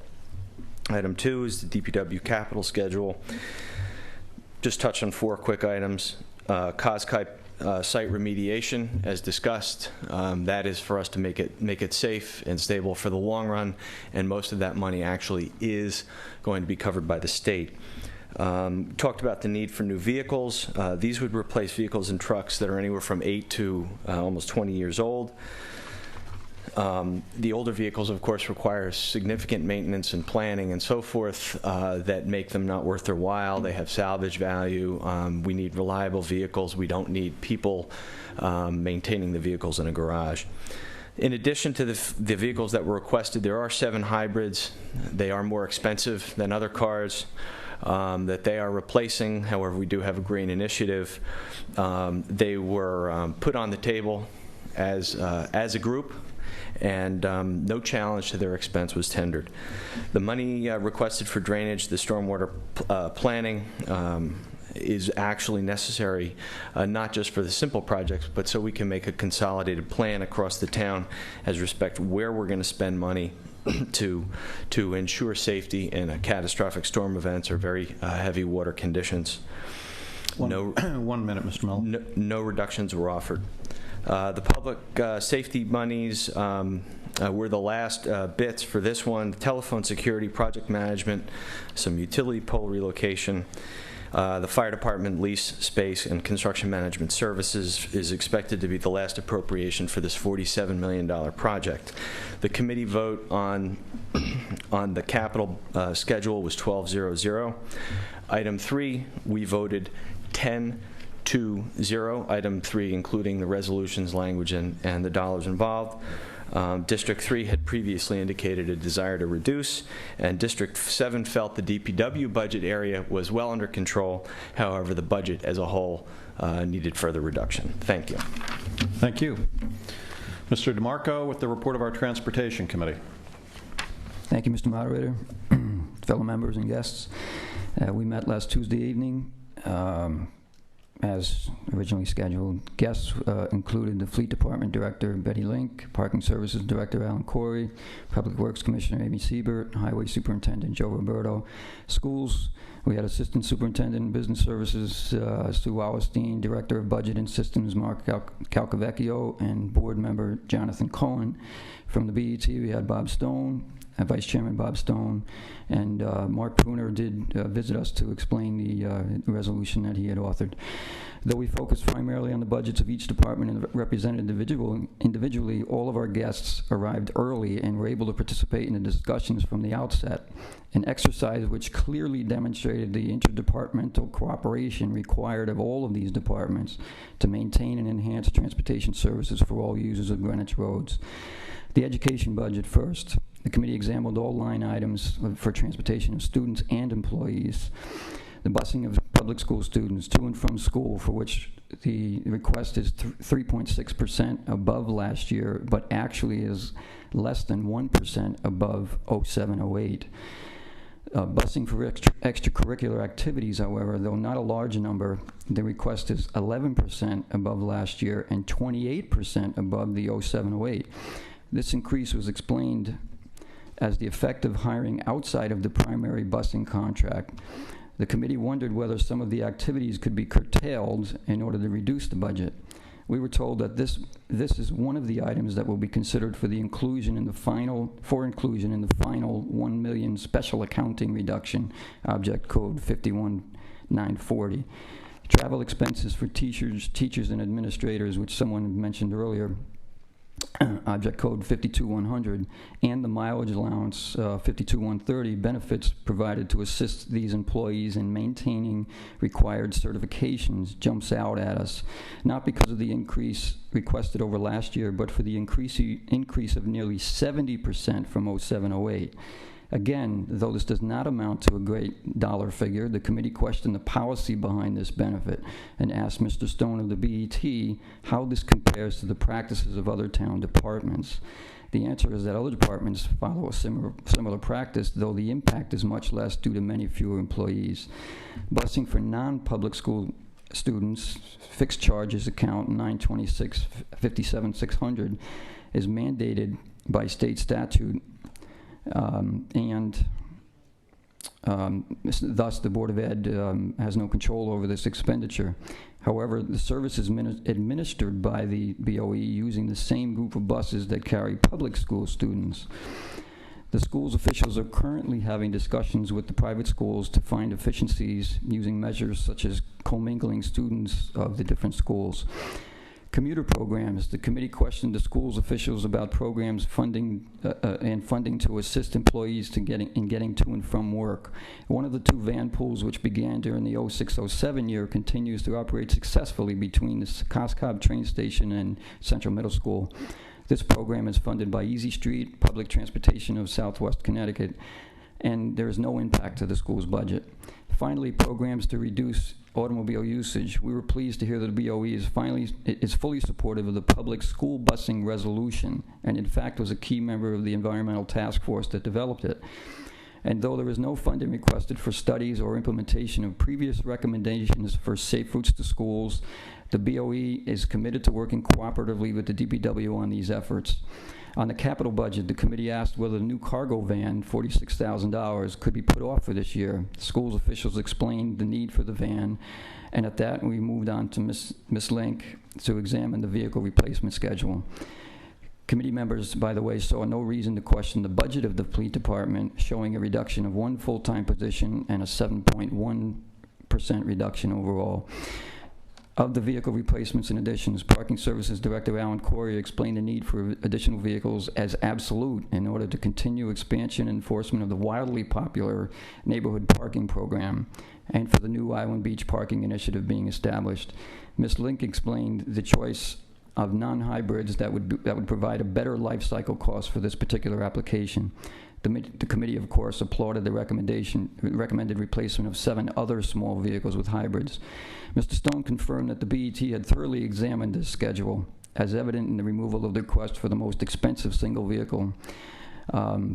However, the committee was bothered by the request for 3 very expensive dump trucks at once and felt this might be an opportunity to make a significant reduction.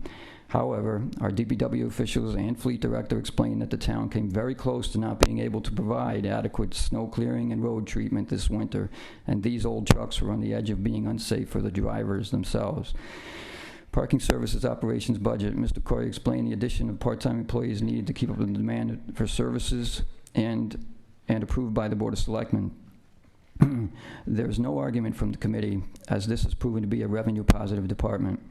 The chairman asked Mr. Corey if there is a long-term parking services plan, which Mr. Corey indicated is not formalized. He did, however, offer to soon provide for the committee what he has been developing. Additionally, Mr. Corey felt that if a special services district for the central business district were developed, it would not have an effect on the services he is enhancing.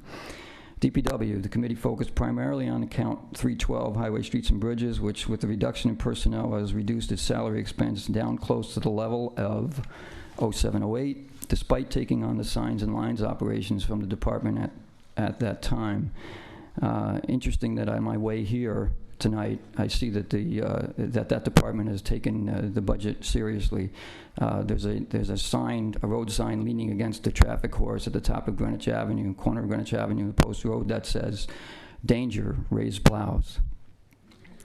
We also examined count 315, which the DPW maintains, with which the DPW maintains parking areas, roads, and bridges for the BOE, and account 317, which is in the parking fund and pays DPW to do the same for municipal parking areas and access. Commissioner Siebert and Mr. Corey explained that the reorganization and clarification of the parking fund budget with respect to traffic operations is still in process, but the transfer of the traffic department personnel into the engineering department was a significant step in that direction. In the capital plan, it was clear to the committee that requests for funding for non-essential projects have been nearly eliminated, including all implementation of programs to enable increased pedestrian, bicycle, and transit mode share and safety. However, the commissioner assured the committee that these modes will be taken into consideration during all regular essential highway maintenance projects.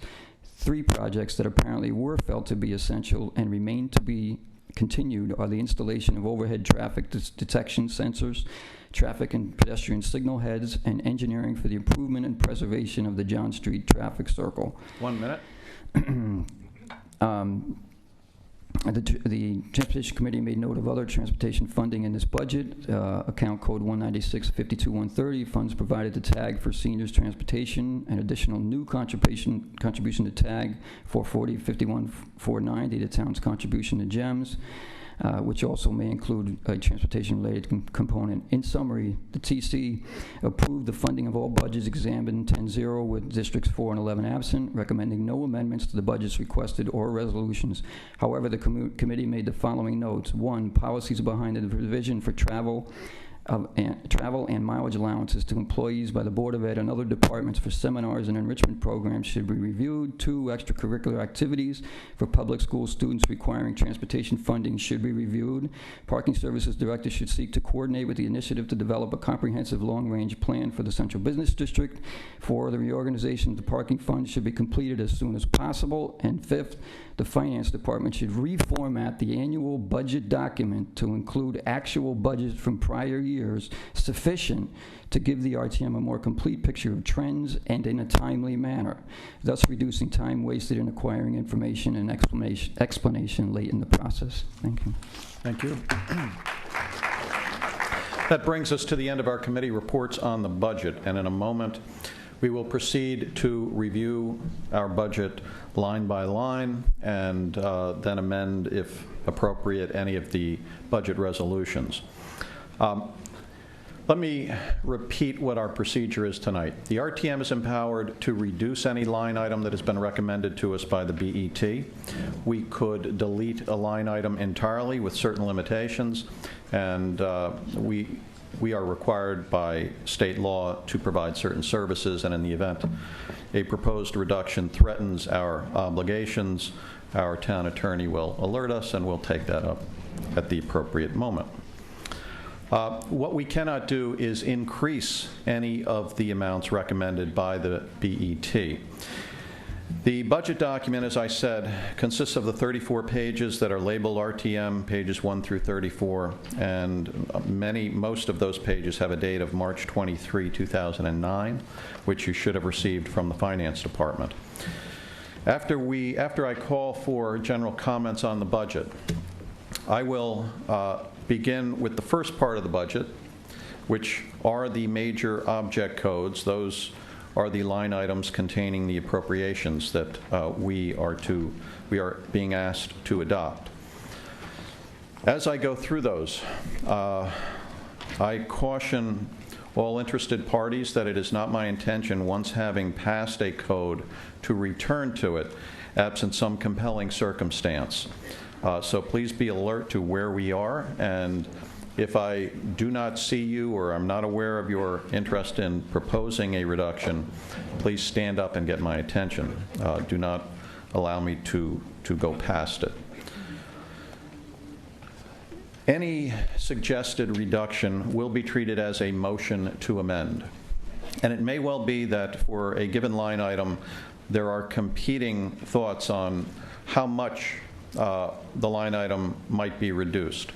And as I said earlier, we do not, to avoid confusion, we do not accept motions to amend. So if one individual or a committee thought we should reduce a particular line item by $100,000, and there was another individual or committee that thought it should only be $50,000, we will take them up one at a time. If we were to adopt a motion to reduce a line item by $100,000, we would still be able to reinstate money.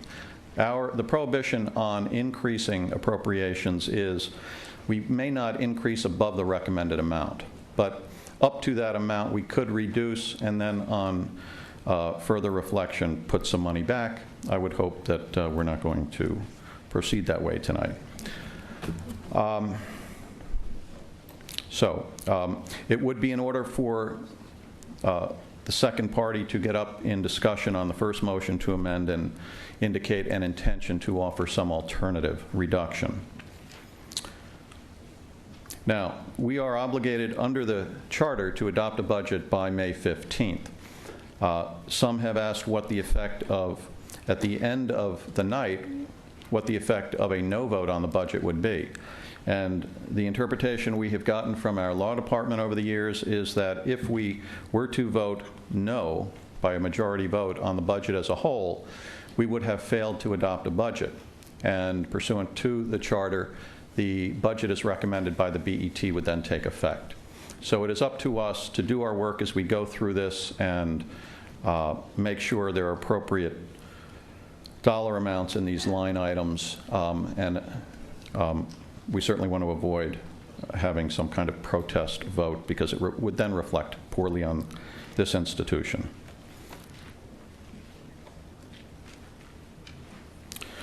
All right, I think that summarizes. After we have gone through each of the line items, which ends on RTM page 18, we will then take up the language of the budget resolutions. After we have taken up any suggested changes to those resolutions, we will be ready to vote on the budget as a whole. So I just remind you, wait until the very end of the meeting because that is the all-important vote on item number 3 as it has been amended by what we do tonight. All right. I remind all speakers that there is a 3-minute limit per speaker. If there is a proposal to reduce, that proponent would be entitled to 10 minutes, and the principal opponent, as determined by the moderator, would also be entitled to 10 minutes, and that typically would be a department head whose department is affected. All right, at this time, I will call for any general comments directed to the budget as a whole. Mr. Clark, District 4.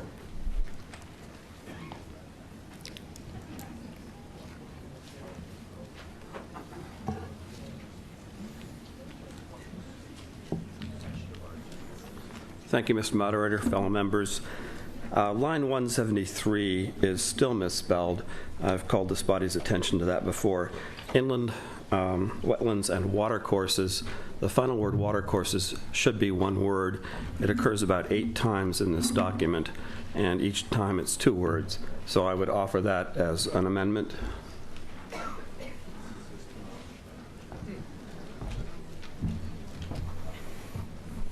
Are you finished? I'm offering an amendment, yes. You want to amend the word water courses? To make it one word, as we've discussed before in this body. And I think we're in agreement that it should be one word, but it continues to appear in front of us. I think we are in agreement. Yes. Okay. May I amend the budget then to have it read one word? Thank you. Further discussion on the budget as a whole. Is that a hand up? Would anyone like to offer general comments directed to the budget as a whole? All right. With that, I will begin.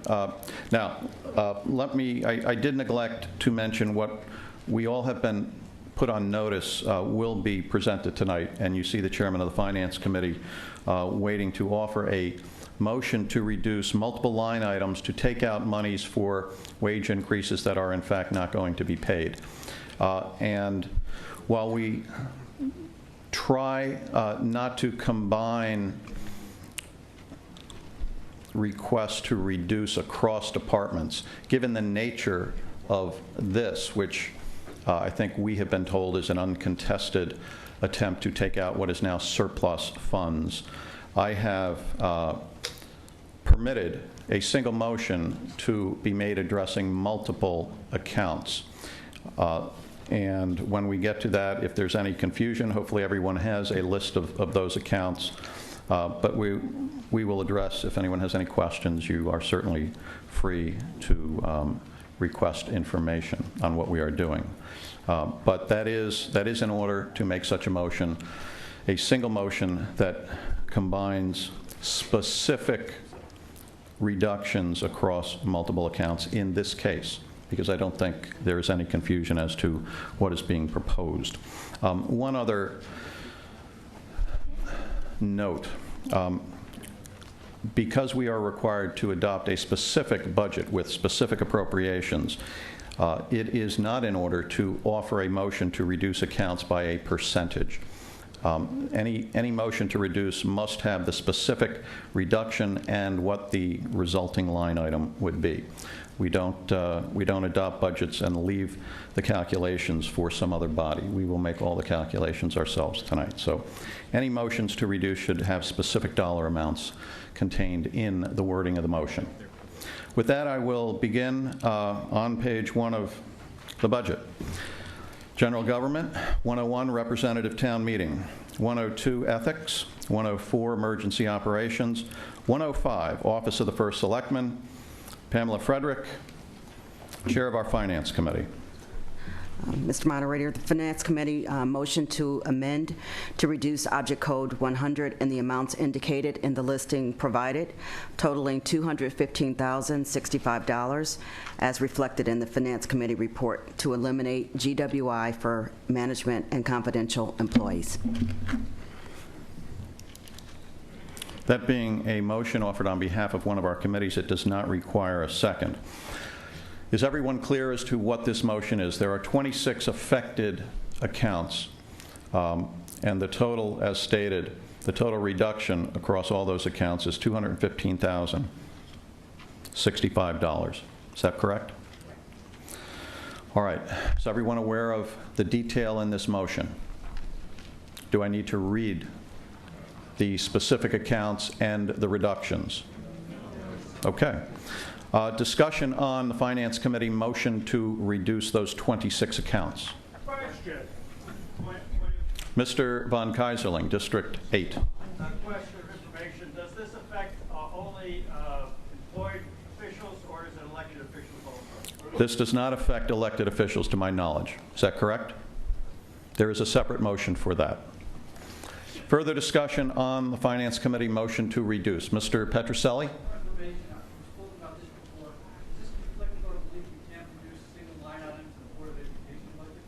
No. No, the Board of Education reduction, actually there is no line item in the copy I have, but this is, this would be directed, the 15,000, the Board of Education account that the amount is $15,673. That is directed to code 600-100, which is under the administration, personal services account. Now, understand, I should have mentioned this as well, any reductions that the RTM makes to the Board of Education, what I will call Class 1 expenses, that is a term that the law department has used in the past. You can think of it as their operations budget as opposed to their capital budget. Any reductions we make in that budget, we have always directed towards the 600-100 line. The Board of Education would then be free to allocate that as they see fit. We cannot target a specific educational program. We can do that with capital items under the Board of Education. But as to their educational programs, it is within their purview to decide how to allocate any reduction we make.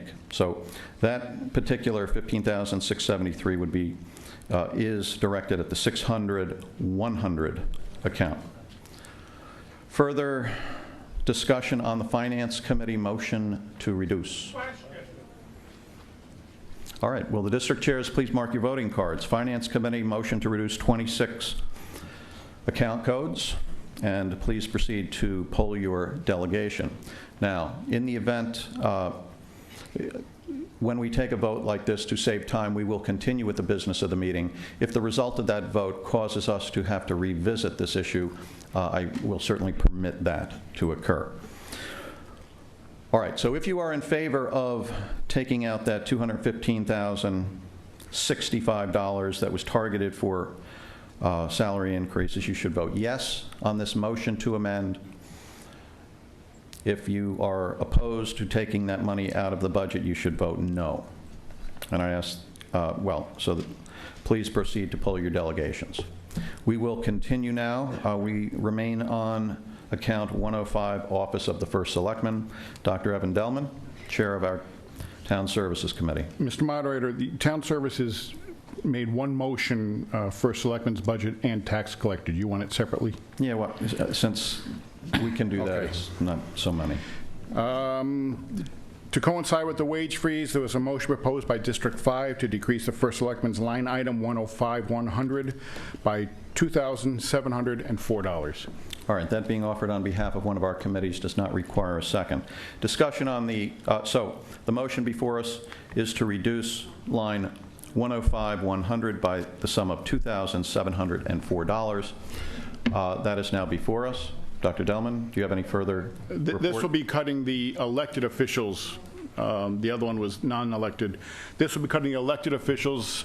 You cannot cut a current seated elected official's pay. This would take effect after the election in November. So whomever is elected back then or in November, your pay will be cut. Well, you mean they wouldn't get an increase, but they wouldn't get a pay cut?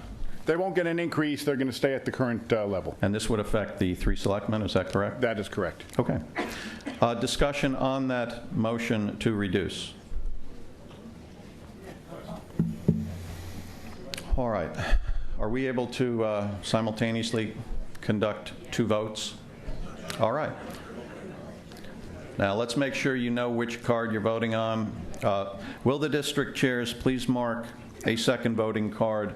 Town Services Committee motion to reduce 105-100 by 2,704, and to proceed to poll your delegation.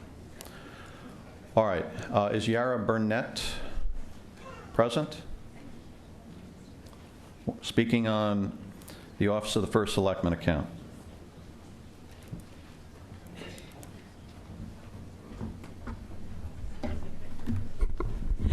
Mr. Moderator, members of the RTM, town officials, guests, my name is Yara Burnett. I'm resident of Riverside. I am here to speak on the rumored possible elimination or discussion on the elimination of the office of the town administrator. I currently serve as Vice President of the League of Women Voters of Greenwich. Ms. Burnett, yes.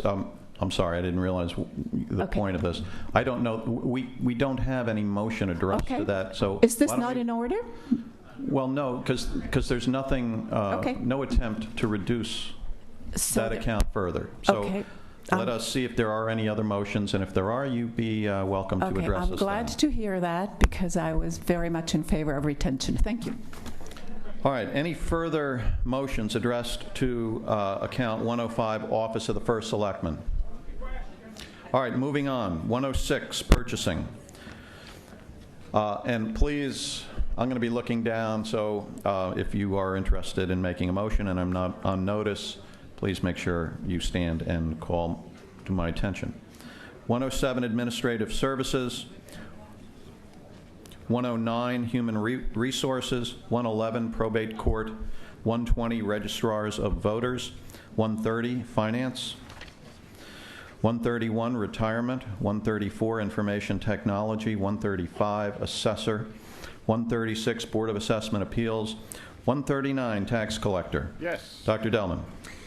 The second half of our motion was to decrease the tax collector's line item 139-100 by $1,418 for the same reason we did the First Selectman's budget. All right, and that affects only the tax collectors? Only the tax collector. And I forgot to mention, the vote on that was 9-1-0, with District 1 was the no, and 8 and 10 were absent. That's the same as the prior motion.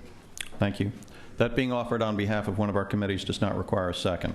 So before us is a motion to reduce 139-100, this is the tax collector personal services, by the amount of $1,418. Discussion on that motion. Will the district chairs please mark your voting cards? Town Services Committee motion to reduce 139-100 by $1,418. And proceed to poll your delegation. Any further motions addressed to account 139? Moving on. 140, Law. 150, Town Clerk. 161, Planning and Zoning Board of Appeals. 170, Condemnation Commission. 171, Planning and Zoning Commission. 172, Conservation Commission. 173, Inland Wetlands and Watercourses, one word. 174, Land Use Administration. 195, Commission on Aging. 196, Senior Center. To the Fire Department. 201, Fire Administration. 202, Fire Training. 204, Fire Marshal. 205, Firefighting Force. 207, Fire Department Buildings. 208, Volunteers. Police Department. 211, Police Administration. 213, General Services. 216, Criminal Investigation.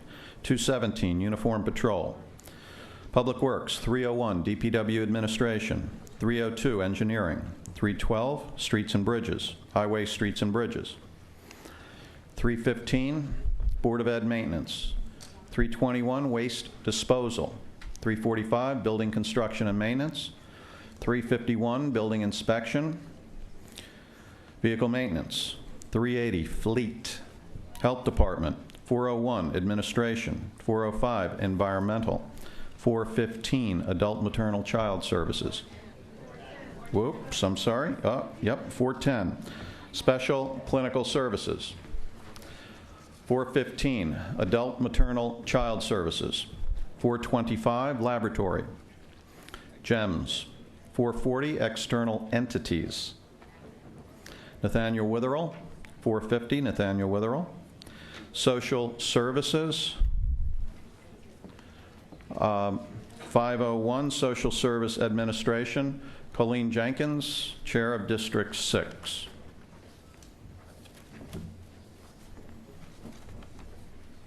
Thank you, Mr. Moderator.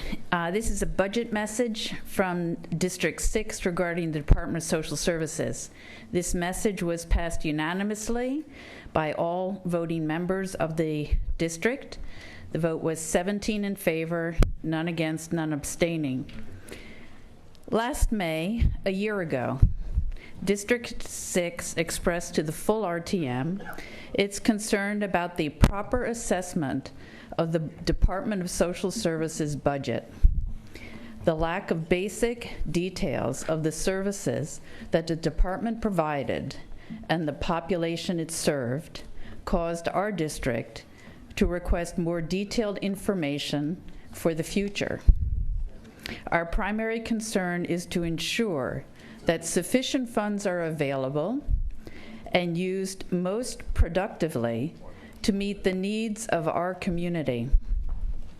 In the past year, while the Department of Social Services and its board have taken some steps to explain its services, the effort still does not provide the information essential to understand the department's budget and services. We again call on the RTM, in cooperation with the Board of Estimate and Taxation, to require the Department of Social Services and its board to develop transparent data that will assure public understanding of this very vital town service. Thank you. Thank you.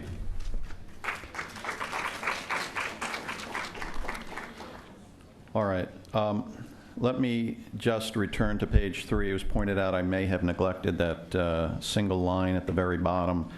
This is under Fire Department, so I'll just throw it in there. 206, Fire Apparatus and Equipment. Okay. We are back now to Social Services. Oh, hang on one minute. Mr. Isaacson, Chair of our Health and Human Services Committee.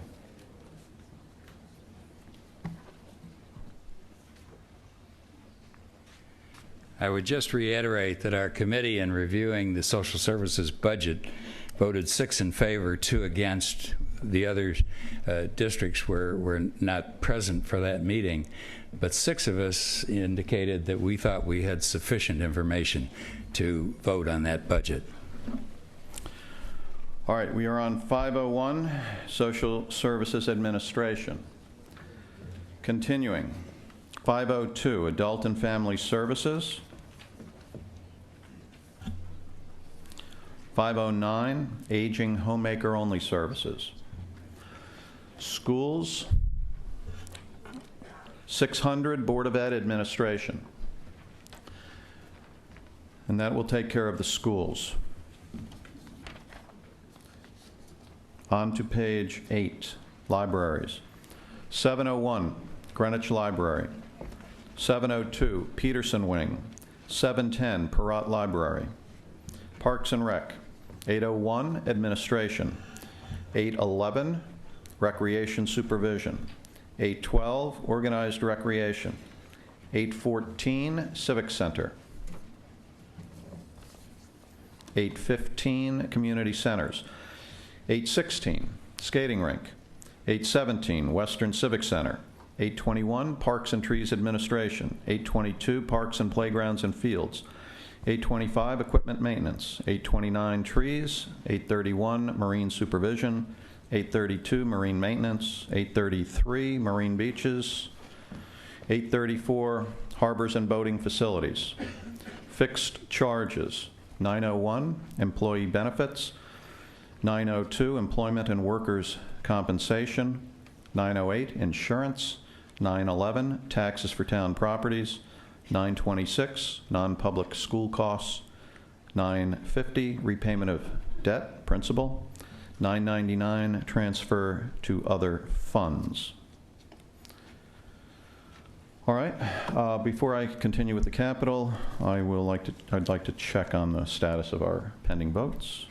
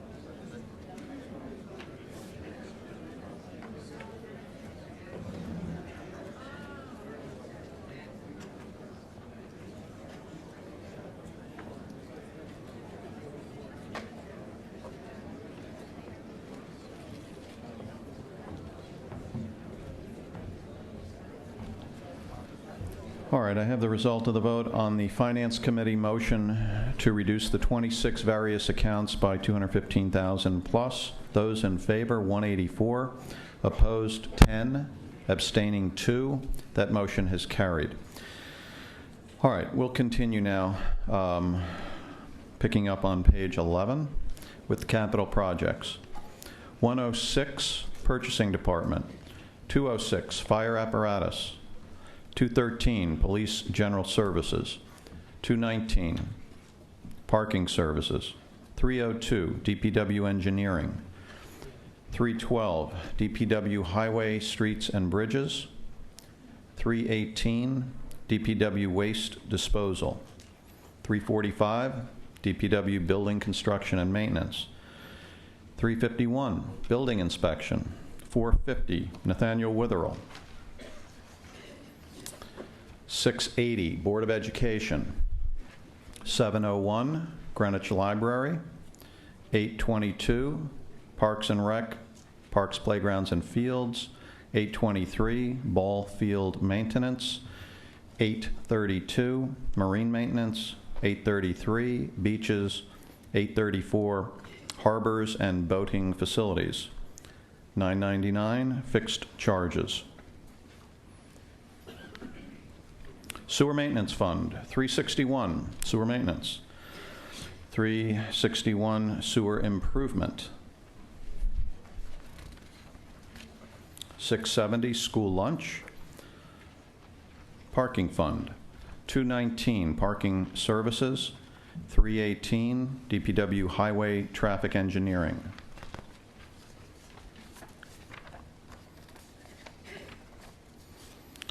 317, DPW highway parking.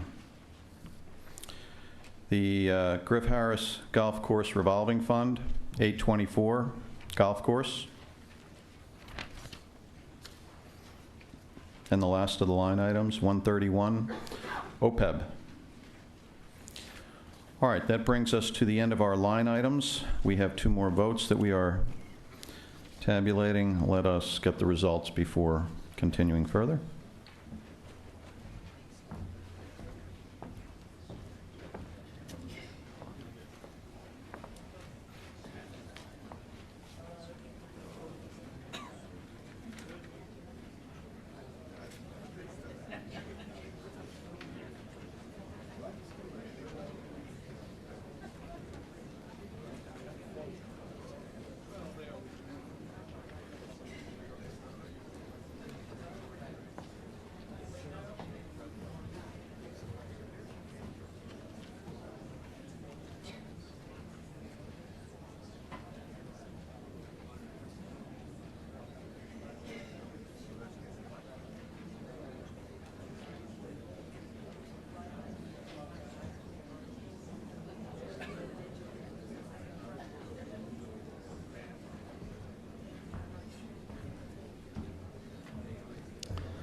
Mr. Dudakis, I would like to compliment you on your fine sense of timing. And thank you for your... Mr. Moderator, as you know, I was watching the committee reports on television, and I did want to remark at how photogenic you are on definition. Well, I know you're lying because we don't have high definition here.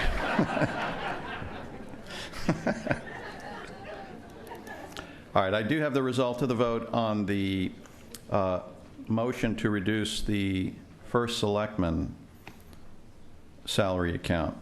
Those in favor, 178, opposed 17, abstaining 1. That motion has carried. Let's see if we have the other tax collector.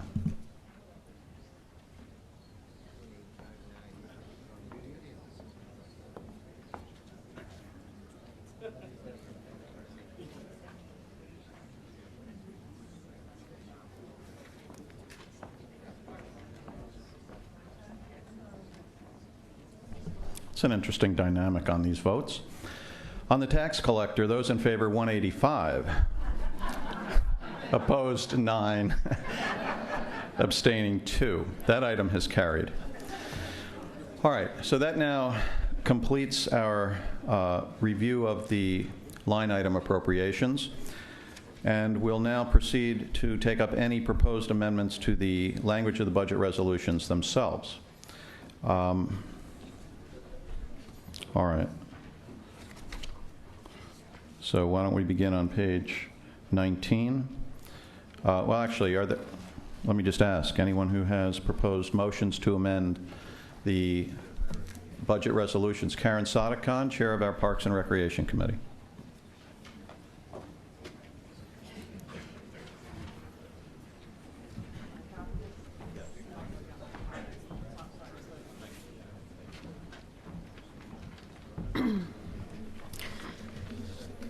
With input from the Friends of Greenwich Point and the Greenwich Tree Conservancy, I would like to offer an amendment to Resolution 47. Please delete the words "trees and" under clauses A and B. Therefore, the resolution will read, the Department of Parks and Recreation Tree Division is authorized to accept A, gifts of plantings from the Friends of Greenwich Point, and B, donations for the purchase of plantings to be planted at Greenwich Point. Such donations shall become appropriations that the controller may add to account A829-53800. Explanation. When the Greenwich Tree Conservancy was founded in 2007, part of the intent of the organization was to oversee donations of trees and donations for trees for the tree warden. In that process, through Resolution 46, which you have in front of you, the Greenwich Tree Conservancy is authorized to receive such donations, thus avoiding the need to have each donation come before the RTM.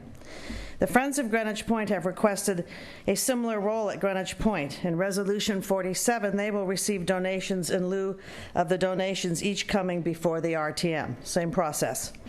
However, the word trees was included. In order not to duplicate efforts, the Greenwich Tree Conservancy has requested that trees be dropped from the Friends of Greenwich Points resolution, thereby confirming that the tree warden will work with just one group in coordinating all the tree donations to the town. This came before our committee as a request from the Greenwich Tree Conservancy, and our committee voted to support the request, 11-1-0. District 10 voted against, feeling that it was a waste of time and a moot point.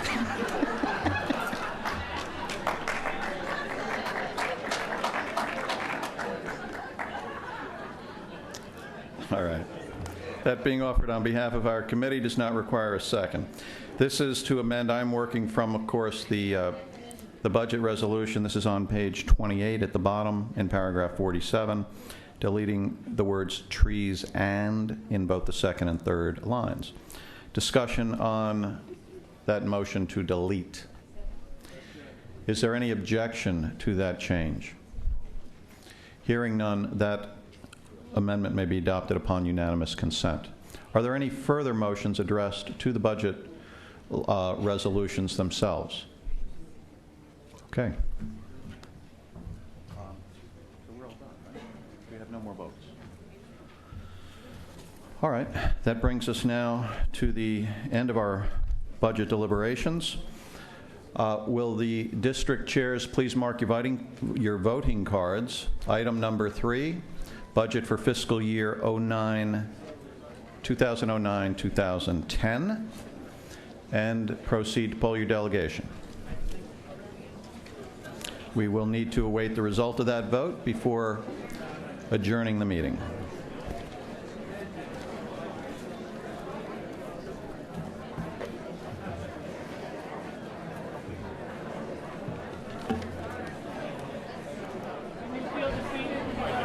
I have the result of the vote on the budget for the next fiscal year as amended.